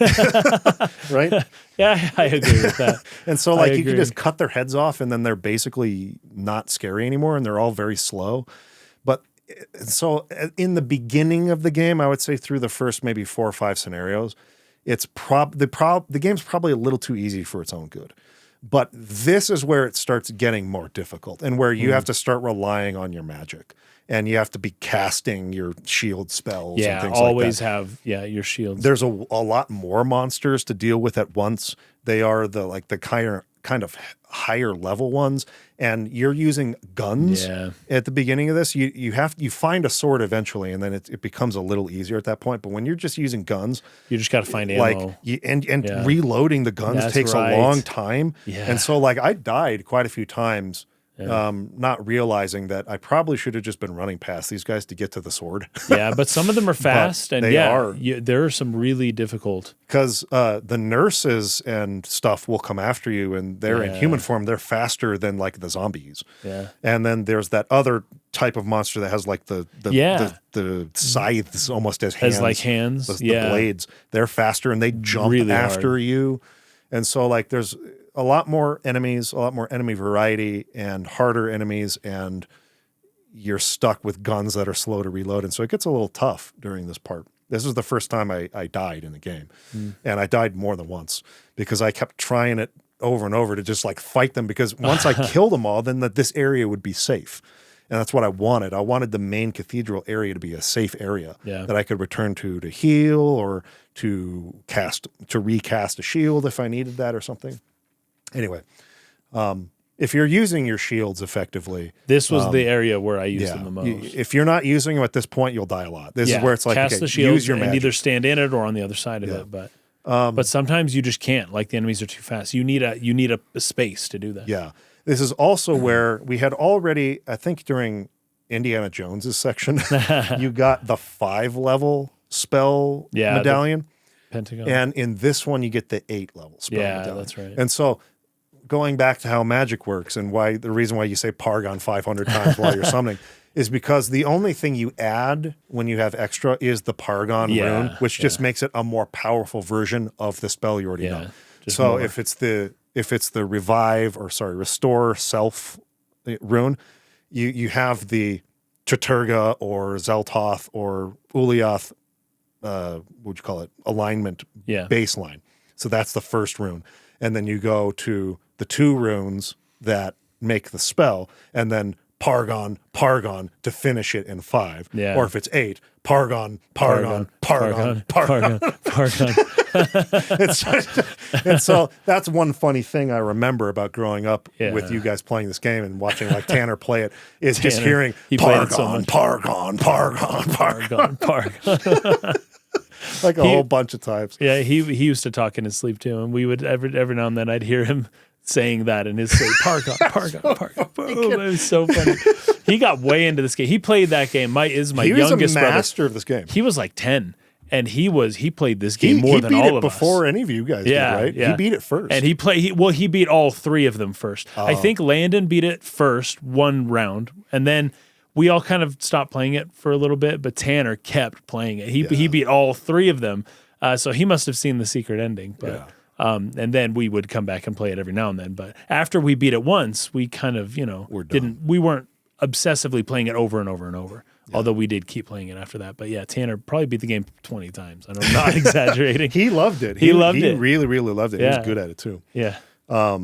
Yeah, but that's what I remember. I remember coming over to the house and then just hearing from the loft upstairs, Pargon, Pargon. That's right. We had a very open layout in our house. So yeah, you could hear it. Anyway, so that's how that works. You just supplement the existing 3-level spell with Pargon runes to make them more powerful. But it takes longer to cast them. Do the big ones. Yeah. And so, like, if you're going to do one of the big ones, you have to make sure you have adequate space to do that. And against the boss you fight here, which is that big giant thing that's guarding the effigy of Ulyath, or at least in our playthrough it was. There's a new spell you learn here, which is like a magic spell. So it causes damage. Oh, yeah. But if you try to cast one of the higher level ones, it's too slow. Yeah. Like the moment in which it's vulnerable, it sort of flashes the color. So for us, because we chose Jaturga, it flashes red. Yeah. And so you have to cast the blue alignment of that damage spell to like do damage to this boss. Yeah. But if you try to do 5 or 8, it's too slow and it will go back to not being vulnerable again and you can't damage it. So you have to use the level 3 spell to do damage. So I'm trying to think of what else happens here. I mean, more or less the steam powered organ. Oh yeah, the because you got to play the notes. That was kind of cool. So you start the scenario with an item in your inventory called like a lucky penny. It's not a penny. It's like is it a British or is it a French coin? Franc. The francs. Anyways, I think they just call it a penny, but they do it. They say penny, and you even see it. It's got like a cut on the back. Yeah. And so he's got this lucky penny or whatever, but like the cathedral, like there's like a bomb that lands nearby and it knocks out the power so all the electricity is off. So you have to go downstairs to a generator, but like I don't know what you'd call it, like I don't know if it's a conductor or there's some panel on the wall which you need to like restore in order for the generator to work. And he sticks his penny inside of it to use as a conductor for the electricity to actually be able to flow through that. It took me so long to figure that out. I was looking all over this place from back in the day. The missing conductor. I was like, where the fetch is this thing, dude? I've been to every room. I've visited like 5 times. Like, where is the conductor? And you're supposed to put that penny into there in its place. You're not. I believe if you go to your items and you highlight it, it does say something like copper is conductive or something like that. Yeah, right. And then, of course, in the future, Alex needs to put it into like the fuse box. Basically, there's a missing fuse. Like, penny. Yes. Well, don't be touching it when you put it in. Yeah, exactly. Find a way to make sure the generator's push it off in there. First, stick it in there, then try to turn it on. Yeah, that'd be it. But this was really cool. Yeah. And then once you get it on, playing certain notes on the organ does something. And then, there's a piano in Alex's place. You play that same song, and then it opens a new, a new place for you to go. And that song was actually learned during Paul Luther's time too. So he played it as well, and that opened a path. And so like you need to play that song again, but you can't because the organ's not working because it's steam powered now. Exactly. So you have to restore that. I also liked how you had to use the summon monster spell here to summon a trapper to crawl underneath that kind of small dog-sized little opening in the wall. And that's where you get that 8-level spell medallion is in there. Yeah. And you need that in order to reveal invisible on the wall. It has to be the level 8 spell in order to get into that door. Anyway, cool puzzle solving. But eventually you get down to that area that Paul Luther was smashed by that boss, and you actually fight it this time. Yeah. And you have to use that magic damage spell to kill it. It's one of the only like legitimate boss fights of the game. There's actually kind of very few of them. That's a good point. Yeah. But this is one of the big boss fights of the game. And it's pretty good. It has 3 phases to it, and if you get close to it, he tries to like smash you. At least the version, the boss is different depending on the alignment. So it'll be a Tuturga looking boss if you chose Tuturga, but it'll be the Zeltoth looking, like flying angel looking thing if you chose that one. Or the like dome jellyfish. Yes, exactly. So it just depends on whatever Pius chose in the beginning. But Peter Jacobs also survives. He gets the effigy of Ulyaoth for us and takes that to Edward Roivas. A young Edward Roivas. Yeah, and so he's like an old man at this point. But, recounting his story. And so at this point, you should have discovered all 3 of those artifacts of the ancients. You should have the heart of Montauk. Right. We forgot to talk about that part. So when you revisit the Cambodian temple, I think as Indiana Jones, he finds her corpse, and that's right. But he doesn't touch it. He uses like a cloth or something. Yeah, I can't remember. You can hear her voice. Was it him or was it? I can't remember who it was. And you know what? I think it was. I think it was him. I think I misspoke earlier. The Persian temple is where the effigy that Pius's god is strong to is kept. The cathedral is where the effigy of the god that Pius's deity is weak to is kept. And then the Cambodian temple is where Montauk's heart is, obviously because of where Montauk is. Yeah, and it was purple. I remember that. and that's where the Elia's corpse is found, and the heart is still in the corpse. Yeah. And then he has to kind of like use a towel. Yeah. Like grab it, wrap it up, don't touch it. That's more the thing that all the modern people figured out is don't touch it with your skin. Right. Whereas all the ancient people just like touched it. Right. So it would have been, let's see, it would have been, where am I here? Edwin Lindsay, Dr. Edwin Lindsay. I was looking for Indiana Jones. I'm stupid. Edwin Lindsay got the Mantarok heart. And then Peter Jacobs got the effigy of Ulyaoth for us. And then Michael Edwards, the final character, final scenario, he would have been going to get the other effigy for us, would have been Zeltoth in Persia. And this is the firefighter final, the final return to that area, the final character. And he's in 1991. This is during the Gulf War.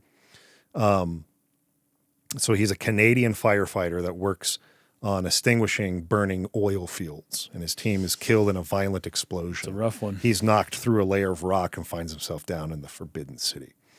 That's right. And so then he returns with that final effigy for Edward. So this is another kind of interesting tidbit about development here. It was originally planned for Michael to commit suicide in front of Edward. Whoa. This was changed to leave his fate ambiguous when the suicide proved too depressing. So they did have a couple of things planned that they stepped it back a little bit. They were like, let's not get that dark. So this was originally going to be the Templar character I talked about before. Okay. They changed him to this character instead because they wanted to avoid, being offensive during a sensitive time. Okay. But even then, they were going to try to have this guy commit suicide in front of Edward. And they were like, okay, we'll not do that. We'll leave his fate ambiguous. Do you have any thoughts on this scenario? I didn't really No, I don't take much on this one. I didn't take many notes either. Because once I got into the loop, I was like, okay, the loop is kind of just repeating itself, at this point. Yeah. But at the point that Edward has all of the artifacts together, that's when. And one thing we haven't really mentioned is that every so often we will return back to Pius speaking with the god or goddess that's, on the other side that he's pretending to do the bidding of or something like that. They don't really trust each other, obviously. And he keeps saying, oh, the Roivises are causing trouble again. Oh, well, then kill them, So, anyways, at some point, it is determined, okay, we're going to summon a beast and just to cut off Edward Roivis's head. And that's more or less what happened. Just something just like teleported in right above Edward while he was like looking at the family history book or something. Yep. And then just like just cuts his head off. Cuts his head off. And you just kind of see that there, and then that's kind of the end of it. Yep. But also interspersed throughout, Edward is kind of speaking to Alex in the form of letters and the ghost saying, Yes. like encouraging her, usually, unless it's those times where The he's sanity like, times. yeah, not encouraging her. But for the most part, it's like, you are the only hope for humanity, Alex. You must do this. Yeah. Then we come to chapter 10, which is the Edward Roivis chapter. I actually ended up liking this one a lot. I thought it was a really, really cool chapter because this is picking up where Max Roivis left off, right? So he went down and discovered the city of Enga underneath the manor, but thought, oh, I can't fight all these monsters by myself. I'm going to get help. We also, of course, learn about how he murdered a bunch of his servants. And it's left pretty open there where you're not sure whether all of them really were or not. Obviously, he was paranoid about it. He had reason to believe that, these were the servants of Chaturga or whatever in disguise, the way that we've seen monsters hide in the skin of humans throughout the game. But he shot like 4 different people. And, when Alex finds the bones in the center of the room, she only finds the remains of 3 people. So one of them, it seems, was actually a servant of Chaturga or whatever. So one of them really was an imposter, but 3 of them possibly were innocent here. So that's kind of an interesting detail. But Max, it wasn't just that they didn't believe him, and so they threw him in an insane asylum. No, this is a prison for the murder of 3 of his servants. So he obviously did kind of lose his mind a little bit towards the end there. But anyway, leaving off from that story where he discovered the city, Edward actually goes in there. And this is where you learn about the 9 towers that kind of serve as the summoning circle, so to speak, where you put in the runes and you have a big magical incantation that can be done. It's a really, really cool chapter. I really loved that aspect of it. And the fact that the puzzle was in trying to figure out, okay, which runes do I need to combine here? Because it's different with Edward in his chapter. He's trying to do a different magical incantation than what Alex is trying to do when you go in there with her at the end of the game, right? She's trying to summon, for me, it was Ulyaoth to fight Chaturga. Of course, you're going to summon whatever god is in opposition to Pius's god, or ancient, I should say. But Edward's section was different. His incantation was essentially to destroy the inhabitants, the monsters that are there in the city.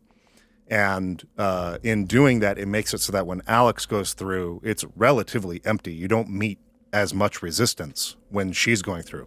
So the reason why I like this, I think some players might look at that as, oh, the ending of the game, this final dungeon, so to speak, is so empty, there's no monsters to fight. That's not entirely true. There are some here or there. But the reason I liked it is because it sets this whole thing up as a collaborative effort between all these characters that we played. Without the contributions of the people that came before, there's no way that Alex would have had any hope of success in the end. It's only because of what Edward did before her and what Max did before him and what all the other characters did before them that she has really any hope of succeeding against Pius in his summoning of Chaturga here at the end of the game. So I thought that was really cool. It's a really, really beautiful area. I think the design is really cool. I think that you make really good use of matte paintings in the background and things like that. And, kind of putting together what do I need to be summoning here, and paying attention to the runes, like which runes do I need to put in there outside of like the Paragons over and over, Paragon. But no, I thought it was great. I think it's a really great chapter, and really put a nice bow on things for kind of the Roivas family in a lot of ways. So it was good stuff. And so that leads us to Alex's time now. She has all the tools that she needs to go and face Pius himself down in the city underneath. Yeah. And so you have to go fight your way through there, and you eventually fight as the final boss, Pius himself. Yeah. Where he says, evil is merely a perspective. I love that. It's freaking great. Really good. Yeah, so you got to fight Pius, but this is also the time where the planets have all aligned. Yes. And this is exactly what they've been waiting for. They're casting a 2,000-year-long spell, basically. And it's finally like ready to happen. Our God is going to destroy the world and, usher in, I don't know, just destroy everything, I guess. Or just reign and be the most powerful of all the gods. And as soon as the planets line up together, they're able to like perform the spell. But then, first off, you have to fight one of the gods, or you have to fight Pius, right? Yes. But then, oh no, it's too late. The spell already happened. The god is here. And so then Alex has to summon her own god because she has all the stuff. Like, I can do this too. So she uses the exact same spell and alignment of the planets to summon the god that is more powerful than whatever god we're dealing with. Yep. And so these gods have this fight, and it's like the cutscenes are pretty cool. But once the fight is over, there's a moment where Alex is like, yes, we won. And then slowly it dawns on her that, but now this thing I summoned is here. Yeah. And it's not going to be any worse or better, or it might be worse. Like, this isn't actually helpful at all. Oh, crap, what do I do? Now this god is going to rule everything in this horrible way. And that's where Edward shows up, and he's like, don't worry, I can seal it away. And he does some sealing spell, and then poof, we seal the god away. And it's like, ooh, good, because that ethical dilemma was too much for the dev team to want to have to deal with in this game. And so it was pretty convenient the way it just kind of all wraps up pretty quickly. It was very interesting what they were doing. And she was just like, I created a monster to kill the other monster. What do I do? Oh, it's all solved within a minute. So I was like, not really a problem. This is probably the only qualm I have with the story, generally speaking, is that they introduced a really interesting element and then undercut it immediately, and it wasn't really a problem. Because Edward's good at sealing things away, which he could have just sealed the first thing away, I guess. But I think it would have been because of Pius. Yeah. So once we kill Pius, strong enough he can just seal them all away. But that is the way that it feels. It's like a 1 minute. But they do. If you play through all three of this, there is another ending. There's another layer to this. Yeah. So it's like essentially what is revealed. If you play through all three and you've defeated all three gods, right? So you've chosen Chiturga, Ulyath, and Zeltoth, and three on the same file. You have to do it on the same file because you save at the end or whatever. Right. So once you've done that, there's another ending where it's revealed that Mantarok, one of its powers, is this sort of manipulation. Not manipulation is the right word, but the universe is made up of many timelines, many choices, right? This is sort of the idea of the butterfly effect, right? Like, if there's one little thing that's changed in the past, it has a sort of a ripple effect through time in which a lot of things change. So there are these different timelines, and Mantarok has some kind of access to that. He can see them for what they are and can manipulate subtly manipulate people within those different timelines to his ends. And essentially that's what he was doing with the Roivas family. He was sort of pushing them along to oppose Pius and whatever god he was aligned with by aligning with the opposing god, in this case, the paper that defeats the rock. Yeah. Right? Yeah. So that god would be annihilated in that time. But then Alex, in another time, Pius chooses a different one, and so she's allied with the opposite and then annihilates the paper with the scissors in that timeline. And then in the next one, the rock defeats the scissors. So in the three timelines, Alex opposes the god and annihilates them. And then these 3 timelines are sort of converged into a time in which all 3 of Mantarok's rivals have been defeated. And now only Mantarok remains. the dead god. Yeah. The He's keeper. the only one left. Yeah. The guardian, or whatever the names were that they used. And it's, this is all kind of revealed. And then it's kind of the last shot is the camera kind of coming up towards the mouth of Mantarok, and it kind of enters the mouth. It's like slowly dying over, because the curse still exists. But the last word is plotting. So Mantarok continues to plot whatever it is that'll come next. And that's the end of the game. Now, that being said, the game was originally intended to be a standalone thing, but there were plans eventually to do a sequel to the game. Oh, really? And Nintendo was in on it. That's why they patented the sanity system in 2005 or something like that. And so they were getting ready to work on it, but and I think that he even said there were some initial pre-production planning that was done. Okay. But that was right when they ran into some legal issues, and Silicon Knights ended up being dissolved. And it's unfortunate because they developed a game called Too Human for the Xbox 360, in the interim between all this. And so it was after that they were going to do the sequel to Eternal Darkness, and they kind of started working on that, but then they ran into all their issues and they closed down. But then they tried to found a new studio to kick-start a spiritual successor that Nintendo was actually supportive of. They weren't they couldn't call it Eternal Darkness, and the sanity meter was obviously patented, but they were like, cool that you're doing that or whatever. But then that went through 2 Kickstarters that failed for different reasons. And I think they have founded another studio again, but haven't heard whether they're going to try to make this do a third try. Eternal Darkness spiritual successor. Not enough happen. people played this game, but we are alive to remedy that injustice. Yeah, and you all should play this game. You should play it. Play it. Fantastic. If they ever decide to make a sequel, support it, because this would be super fun. Did you have any other notes or anything else that we missed along the way? The only note I have, because I was looking at the credits and I was like, who do I recognize in these credits? And David Hayter's name shows up. he is Snake Solid in the Metal Gear games, and Solid Snake. He voiced just a random guard. He didn't even really provide a super. What's really funny, it's 2 guards in the Cambodian temple, I think, and then maybe 1 other character. It wasn't even, and this was pretty early in his career.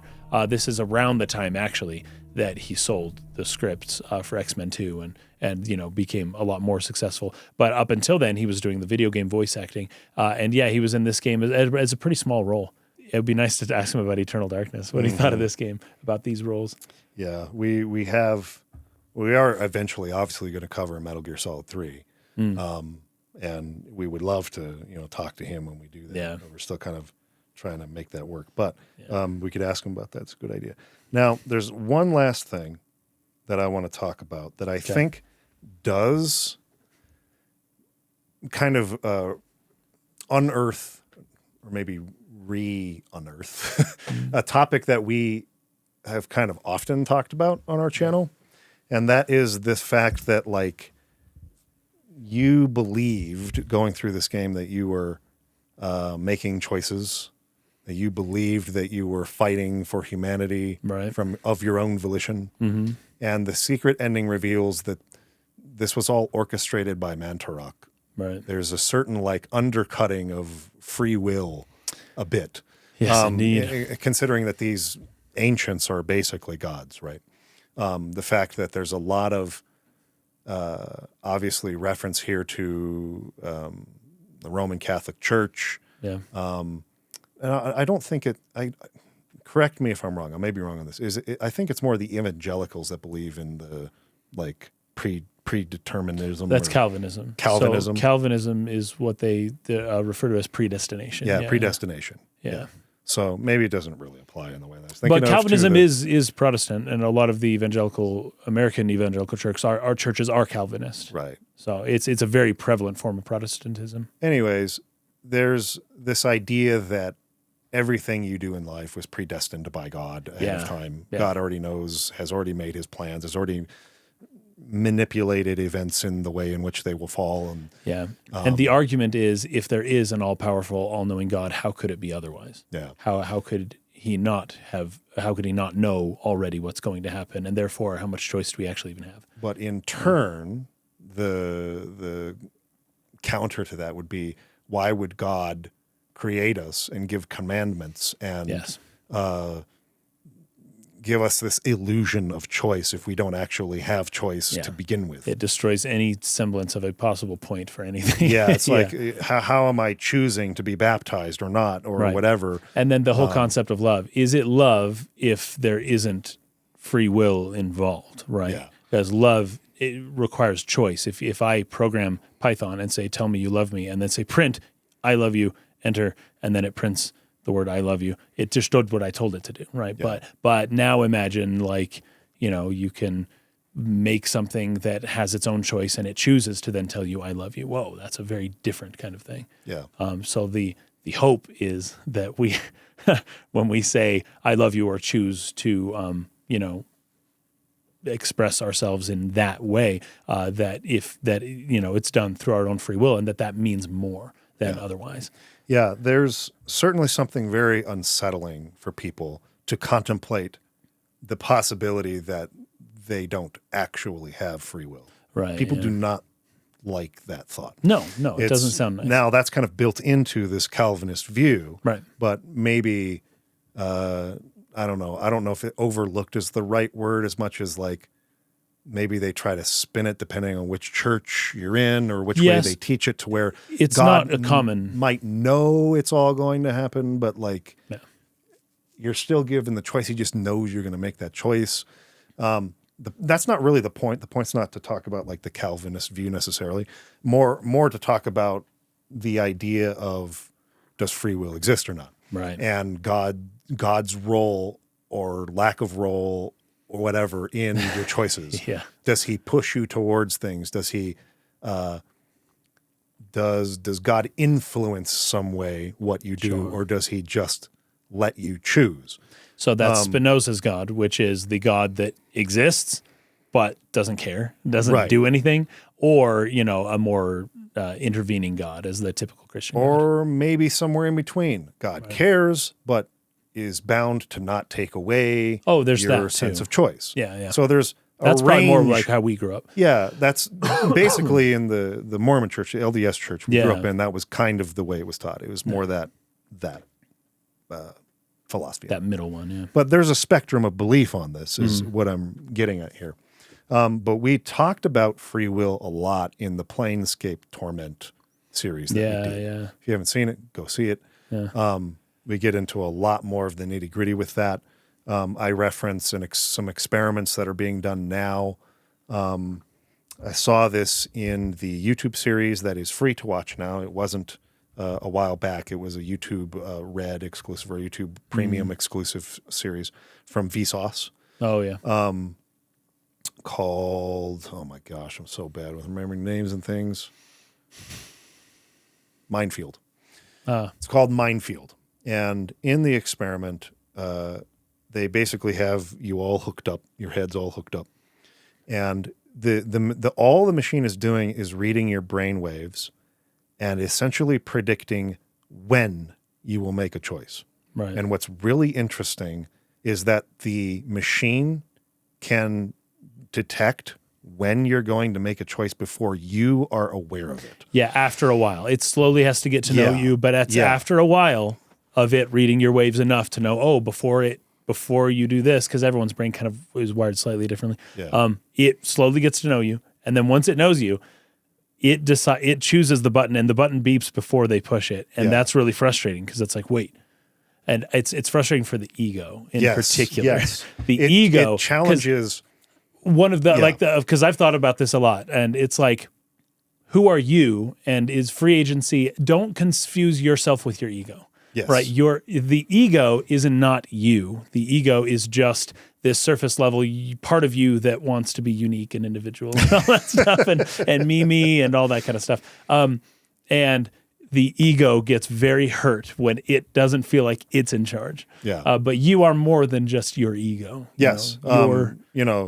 We've talked a lot about Jung and Freud, and they divided the mind into 3 separate categories: the conscious mind, the unconscious mind, and then the deep unconscious mind. And so Freud's terms were the id, the ego, and the superego. And the superego, yeah. So those kind of how he divided the psyche, the human mind. And so what this would support, or I guess what the results of this experiment suggest, is that there's somewhere in the mind that is not your conscious mind. Yeah, and your that ego doesn't is control actually making decisions. Yeah. And the reason that's unsettling is because the ego is where you do all your rational thinking. Right. So that's true. That's where true. you think where I should say, where you believe in your thinking, you are rationalizing your choices and going, you know what, this is probably the best thing to do. And I know that because in my consciousness, I had a thought process that led to that realization, and then I made a choice, and it happens here in this place we associate with the self. The ego is what we associate with the self. Yeah. And so that's just when we're conscious, that's where all of what we think of as thinking happens. Yes. Yeah. Right? But there's a lot of things, a lot of thinking that is going on outside of the conscious mind. But if we're not conscious of it, if we're not aware of it, if we're not seeming to choose it, but it's having some sort of influence or it's the one making the decisions, really, that means it's out of our control. Yes. And as post-enlightenment, however you'd call it, if you brought this to like an ancient person and said, hey, you don't actually choose things, there's other unseen processes that happen that actually can determine your fate before you're aware of it, they'd be like, yeah, I know. That's like this. I know that. Yeah, there's the demons and gods and angels and fairies and elves and all the things that are there. And I may think I'm doing something, but I was possessed by the spirit of something. And like this is just how they used to speak about it. But we thought in the Enlightenment, rational, scientific, era that we got rid of all that stuff. But what we're now finding out through the Enlightenment, scientific, rational resources that we have developed, that darn it. So the Enlightenment recaptured free will, basically. Yeah. And now has introduced us to a new world where we've just lost it again. And it's like, Possibly. This experiment is not necessarily proof or evidence that free will doesn't exist. I agree with that. It just suggests that ego, it may not exist. And at the very least, your ego isn't in charge of your body as much as it thinks it is. Right. At least in the sense that free will, as we understand the concept when we're talking about it colloquially, I sit here, rationalize the things that happen around me, and make decisions usually based on post hoc, but we've talked about that too. Yes, we have. A lot. And that is, okay, let me slow down a little bit here. When we, in the modern age, think of free will or free choice, we are thinking something is presented to me, some stimulus. I explore them. Yeah, I weigh them both. I weigh them evenly, in my mind. I decide I don't like this one and I do like this one. And that is a conscious process in which I weigh and rationalize those choices. Yeah, that's why you think you do it. That's as Dwight Schrute puts it in The Office. He goes, whenever I'm about to do a thing, I always think, is this a thing an idiot would do? And if it is, I don't do that thing. It's like, wow. Yeah, you really think that you're in charge there, don't you? Yes. Yeah. And so it's been we've come to this place where we think of it as a conscious process. Yeah. What we're learning is that it may not be. Right. It may be more unconscious than we think it is. Yes. And since we Carl Jung would say yes. Since we don't control our unconscious, how free is it really? Well, who is we? Because when you say we, you're referring to the ego. Yes. But you are your body. Your brain is your body. Yes. Like I think that, especially through elementary school and whatnot, like when we learn science and we learn all of these things, there's a way in which we develop this image of free will, rational thinking, and all that. But we lose sight of the fact that you are not just your ego. Yeah. If there's an unconscious process that is making decisions for you, it can still be you making the decision. It's just not the you that you think of as you in terms of the ego, in your mind, right? I think what I'm trying to get at with that is you are still making that choice. It's not like something outside of you is doing it, but are you free in making that choice? Your ego isn't.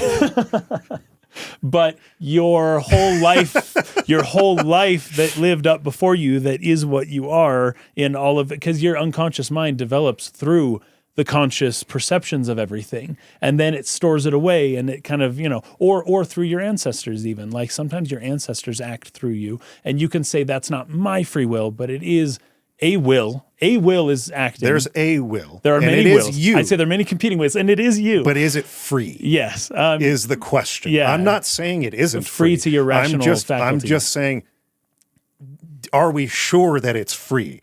Yeah. And I don't think we can answer that question. It's just interesting to think about. But it's an unsettling thought. Oh, it is. And it has been for a very long time. We want to believe we're free. Yeah. We want to believe we make choices. And we decide for ourselves. Yeah. We don't know if that's actually correct. I also think, too, that this is another product of the Enlightenment, that we really don't value the emotion at all.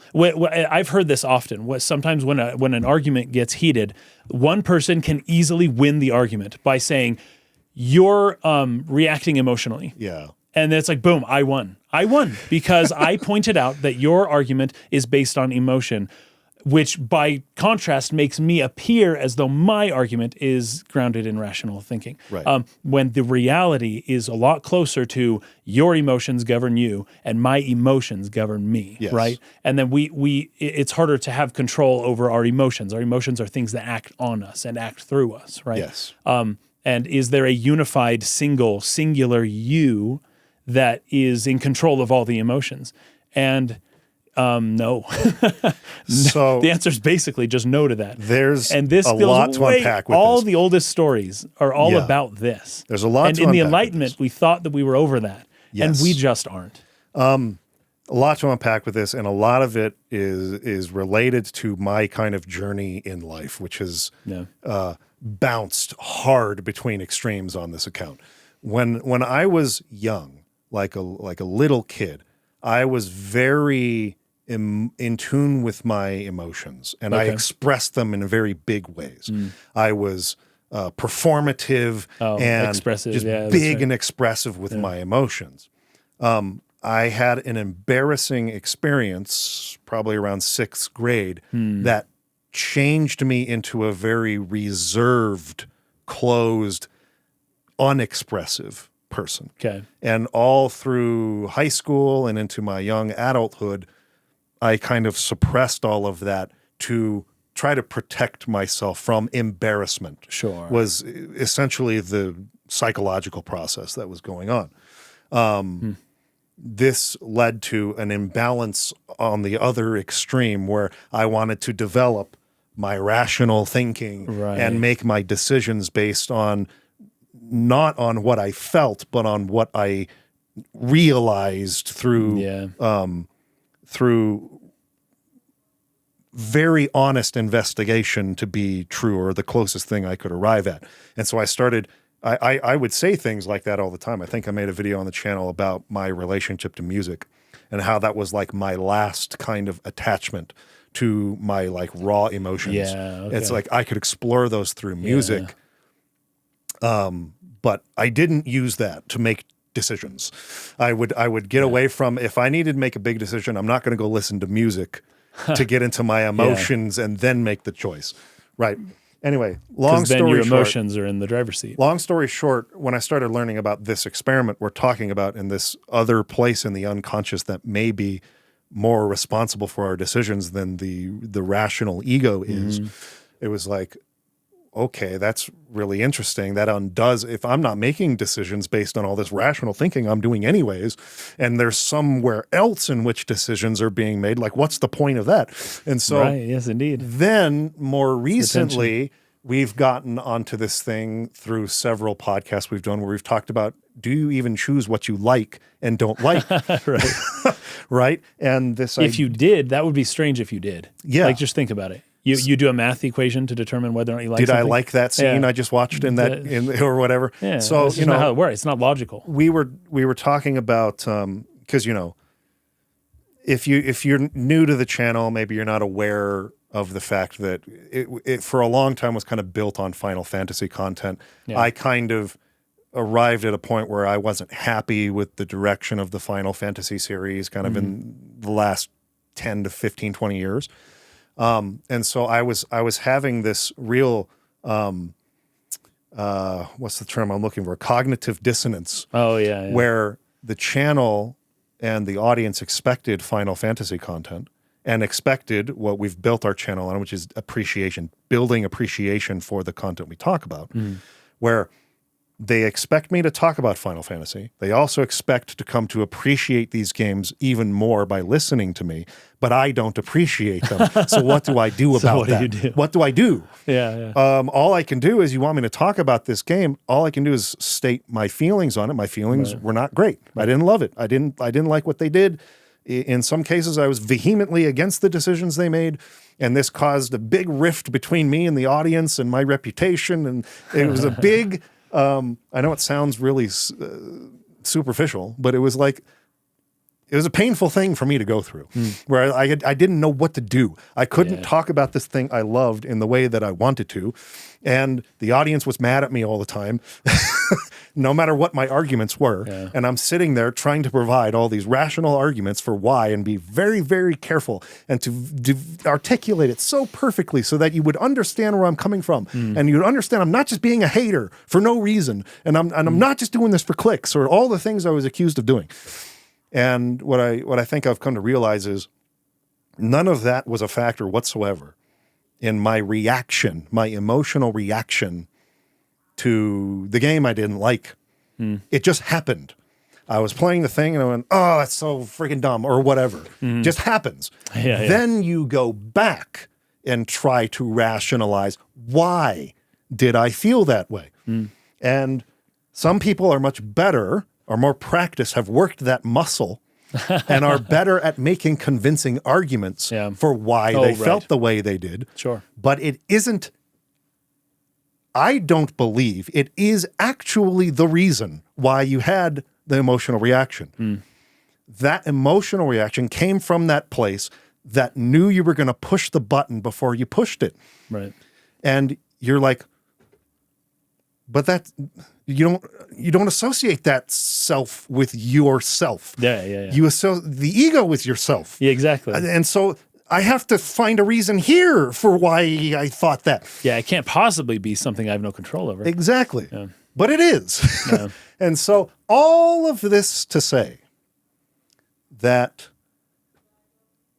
Keith Komita, who has been on our show a couple different times for Xenosaga and Neverending Story, he's one of our patrons and was talking with me about this game while I was doing a stream, kind of building my notes for this. And he brought this up. He brought up that this kind of theme exists in the game if you have played all three of the paths and you get to the true Montauk ending, and the fact that Montauk was pushing you all along. You go back to the pious scene right at the beginning of the game. He's there with his soldiers and he's explaining, like what they need to find this artifact for the emperor and blah, blah, blah, blah. And then the soldiers walk away and pious. Yeah. And he's like called and he's like walking towards that voice. But there's no rationalization that goes, he doesn't go, what was that voice? Yeah. I wonder what that was. Let me go investigate that. I think it came from here, yeah. He just follows it. It's almost like an instinct. Yeah. It's a choice, but is it a free choice? Is it a free choice? And it's funny that Pius ends up aligning with one of the other gods, the rival of Montauk, But that's all part of the long game. Because Pius needs to bring out one of these gods so that the Roivas family can bring out the stronger god to kill it. To kill it, yeah. Because nothing else would kill it. And then he needs to go to the other timeline where and have Pius be drawn to the other one so that the Roivas family can get the other god to kill that one. And then in the third timeline, the final, so that Mantarak can be at last the only survivor of the ancients and have all of his rivals removed so that he can then begin plotting whatever it is he needs to do to revive himself or prevent his death or whatever. But the survival of humanity, the fact that humanity makes it through, does not have to suffer the eternal darkness, is a byproduct of Mantarak's larger plot.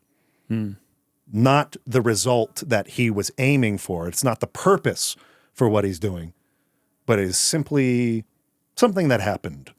Or it was a convenient sort of like byproduct of preserving itself. Okay.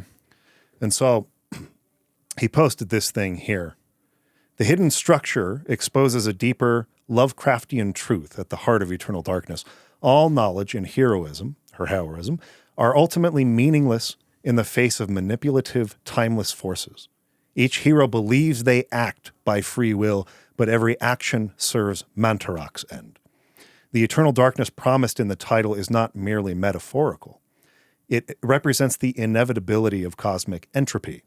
The game's loop of playthroughs mirrors the cycle of death and rebirth among the gods, showing that history endlessly repeats on a cosmic scale. In essence, only by fully experiencing all three cycles does the player perceive the total story, that humanity's only moment of peace comes not from victory, but from the temporary balance of cosmic decay, a hauntingly faithful echo of Lovecraft's philosophy of insignificance and fatalism. Wow. That's where the Lovecraft comes into play. And fatalism meaning like fate. Yes. Like you are fated. You're fated to do it. This is your fate, yeah. You don't have a choice, not a free choice. You have a choice, not a free choice. It's And I still hold some type of free will. It's funny to look at my children, by the way, and to be like, dude, I know what they're gonna do. Like this is not gonna go well. I know how they act. I know what they do. I know what's gonna happen. Like I know what. And every now and then they do surprise me with their own individual uniqueness. But often it's correct. And I think that I would probably agree, maybe a little closer to what Daniel Dennett was talking about before he passed away, about how free will is like an achievement. Like it's something that you arrive at. Yeah, it's not just something everyone necessarily always has their whole life. It's something that, like at some point, you become like this can be through meditation too. You become aware of those emotions that drive you. Oh, good. Okay, good. You can slow. So instead of just having your ego be at the front, forcing everything forward all the time, the analogy that was used by Plato and other philosophers is of the chariot, which is the horses driving, or like the white and black winged horses that one wants to fly down, one wants to fly up, and then the chariot driver. And this is I think Freud mentions this is the analogy of the ego, the id, and the superego. But you have one, you want to go up, right?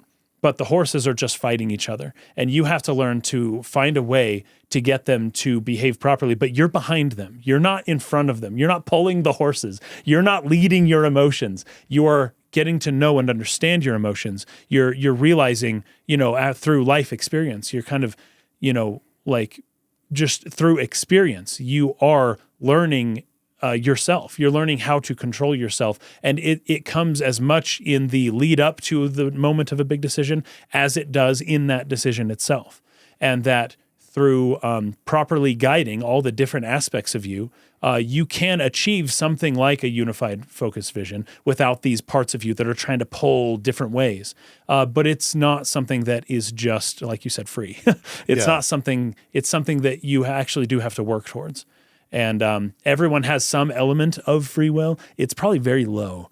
It's probably very low in especially babies and many people. And it's something that I think, and I don't even know, I couldn't even self-critique on this. This is one of the things with consciousness. I don't even know that anyone else is conscious besides me. How can I know whether I'm better at it than anyone else, But at the very least, I can compare myself to who I was 20 years ago and say, you know what? I think I've made some progress in the whole, know yourself and make better choices department. And I still wouldn't necessarily say that I've completely claimed 100% free will. I don't know that that's possible. I would say that's not possible. It's always going to be somewhere in between. But at the very least, I can say I have more agency than I used to. Yeah. And I believe that. Here is why I agree with you 100%. This is my journey in life's not over, but it's at least we're halfway. it's the end of the journey for this particular concept that I have struggled with throughout my life, which is this. I was highly emotional and expressive as a kid. I tried to repress that as I got into teenage years and into adulthood. Yeah. And all of this was part of like a really severe depression I've had all through basically hitting puberty and beyond. Yeah. And this, what seems like total inability to control those emotions when they come up. One thing that I would hear people say to me in a way that felt condescending, in a way that I'm sure a lot of people who, if you've ever struggled with mental health or with emotional control, it certainly does not feel like you have any choice when that emotion pops up. Yeah. And so when people say things like control your emotions, it sounds out of touch. Yeah. It sounds totally out of touch with reality. Right. Like that's not the way emotions work. Right.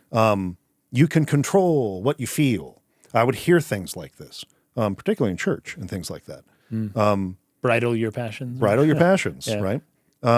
And which I still think you ought to do. That is kind of what I say, but it's a process. It's not just a do it now, do it. no. Why aren't you doing it? I learned how. Okay. That's what I'm getting towards. I learned the way you do it.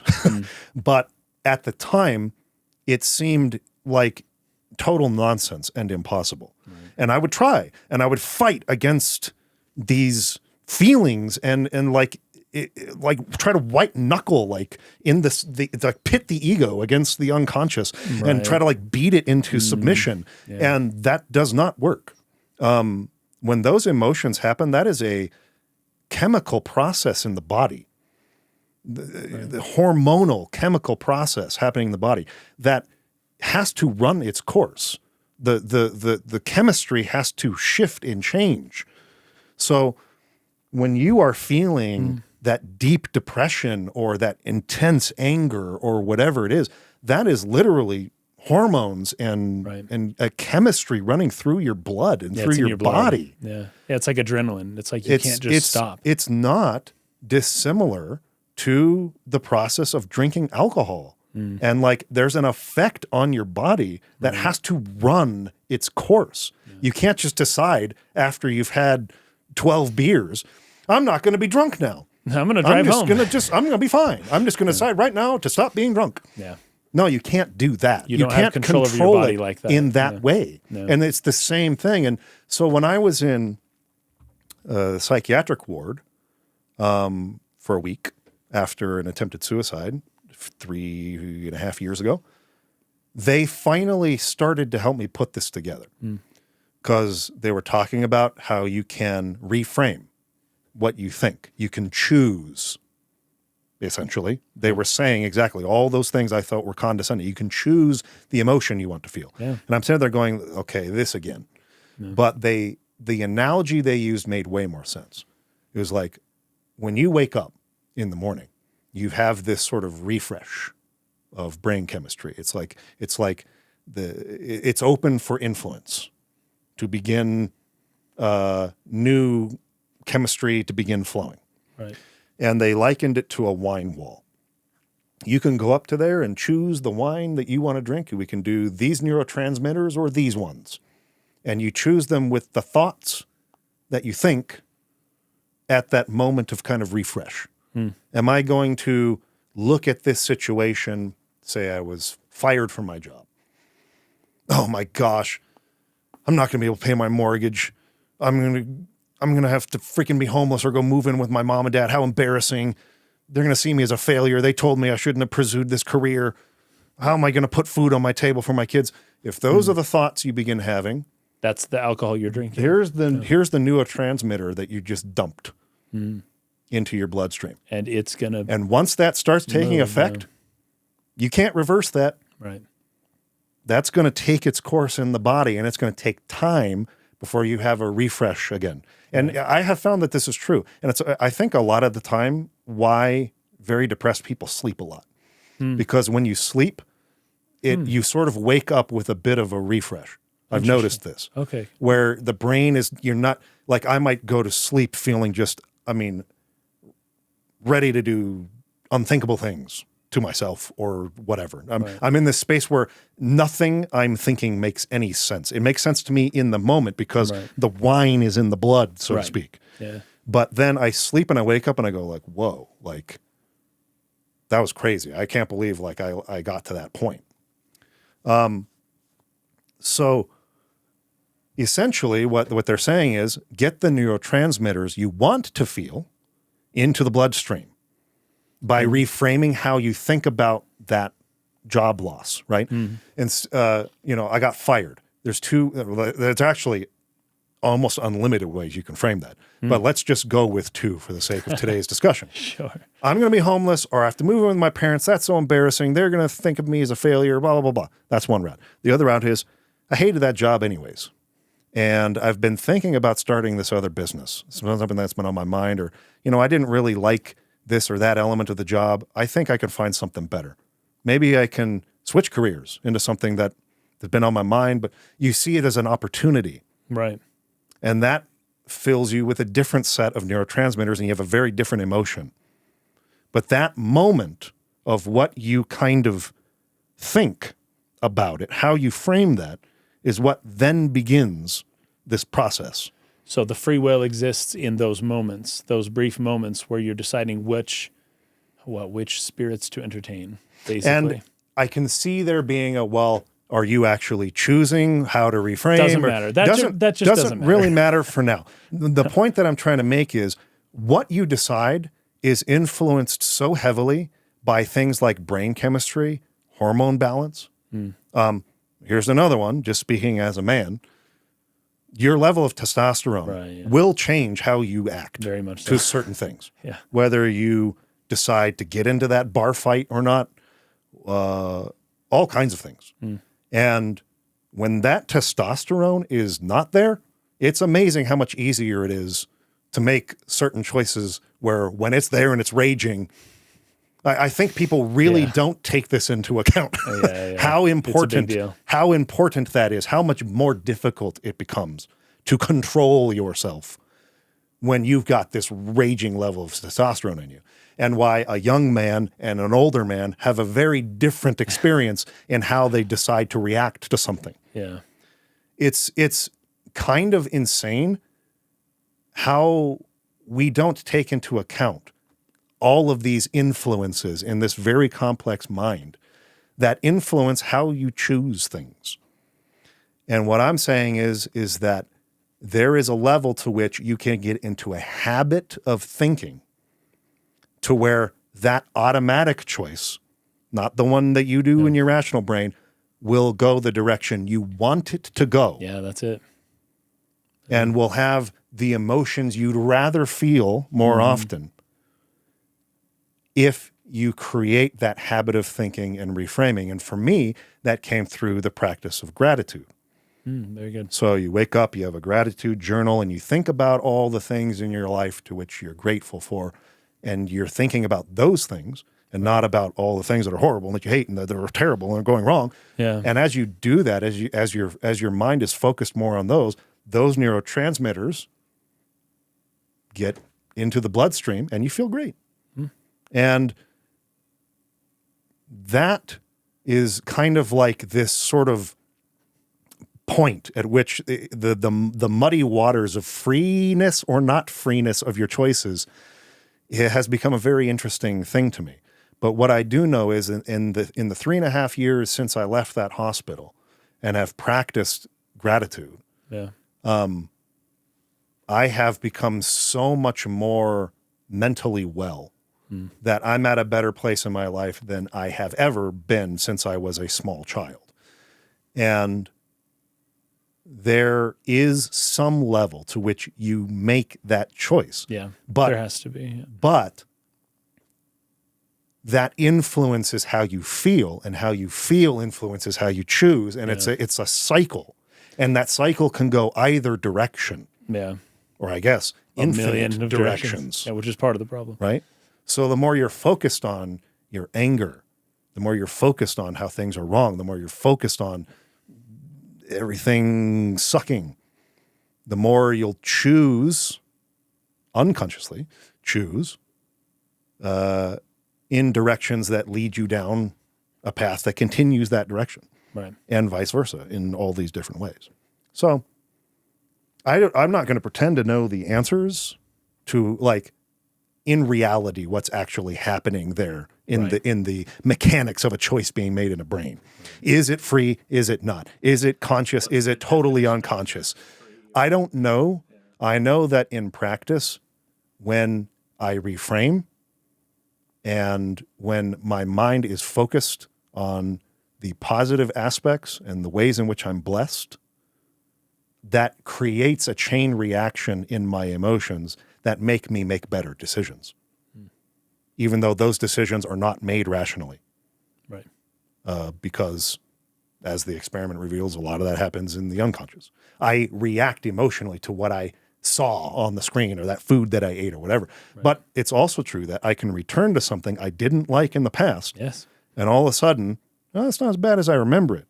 And that usually starts with your decision on your frame of mind going into it. Right? How pissed were you when you ate that dish last time and you hated it?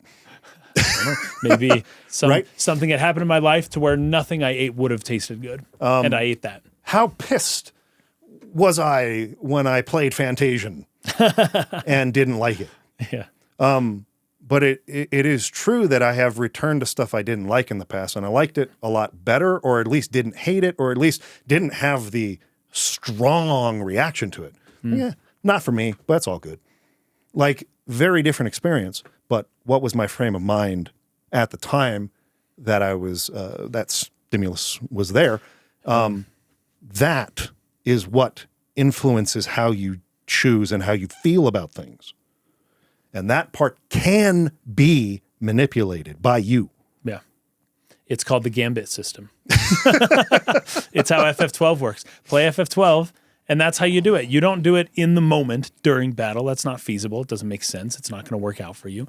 But you can prepare ahead of time and plan on it and make decisions ahead of time that do influence the later actions, so that in Kingdom Hearts, Donald and Goofy aren't being stupid, and and you left to kill everyone yourself, you know? Yeah. Anyways, in Lovecraftian horror stories, evil gods influence you in a fatalistic way to which it's always evil. And somehow we've decided that that's better. That now it's an evil god, and everyone's like, "Oh yes, no, that makes more sense." Like, if I'm being influenced by an evil god, then that's not my fault. Well, then that's when you believe you have free will. That's when you can justify, "Oh, we just get rid of all of it. There is no spirituality to be had because it's all negative influences." But it's like, well, we could just tell a different story. Like, maybe there's a positive one out there, so long as we don't have control anyways. Anyway, food for thought. Tell me why I'm a moron and why I'm wrong. And oh, they'll do that anyways. We will move on from Eternal Darkness. We hope you enjoyed it. We hope you played the game. Yeah, I hope you had a good Halloween. Hope you got lots of candy in your trick-or-treating bag. My 2-year-old is so afraid of masks. Oh, really? I can't. I'm going to have to take him in the basement through all of... Like, he sees... Like, my kids have their Halloween costumes. My son has a mask of a gorilla. And my 2-year-old freaks out and runs away and will not approach him. And I'm like, I can't even hand out candy with him. Where does that come? That's not a rational thought. Something scared him. Something just happens. Or it's just the fact that was my brother and now it's a gorilla. Like, not understanding the difference. Like, something just changed it, and I think it's real. And that's it. Now it's like, that's it. You know, that reminds me, there is a certain developmental stage. I think your son's probably past it at this point. Was it the mirror or the... the peekaboo. It's like, oh yes, if they can't see it, it doesn't exist. Yeah, it could be something like that. My son would certainly be past that. Yeah. But some semblance of that may still linger. Yeah, in the fact it that- might be in some spectrum of transition from that. Yeah. Where if I can't, like babies have this thing where it's like It's if they don't object see it, then permanence. object permanence. Yeah. If I can't see it, it's like it doesn't exist anymore. Yeah, it's it gone. disappeared. It went away. And then you did voodoo magic by making it reappear. They can't understand that you just went behind the couch. Yeah. But you're still there. You still exist. You're you're just obstructed by a couch. My son definitely is past that stage, but somehow. But did it become another thing? There you go. That's it. I don't know. That's it. That's the stage. Object transience. That's where he's at now, and it's very difficult. Anyways, thanks for watching, guys. We'll see you next week. Peace out.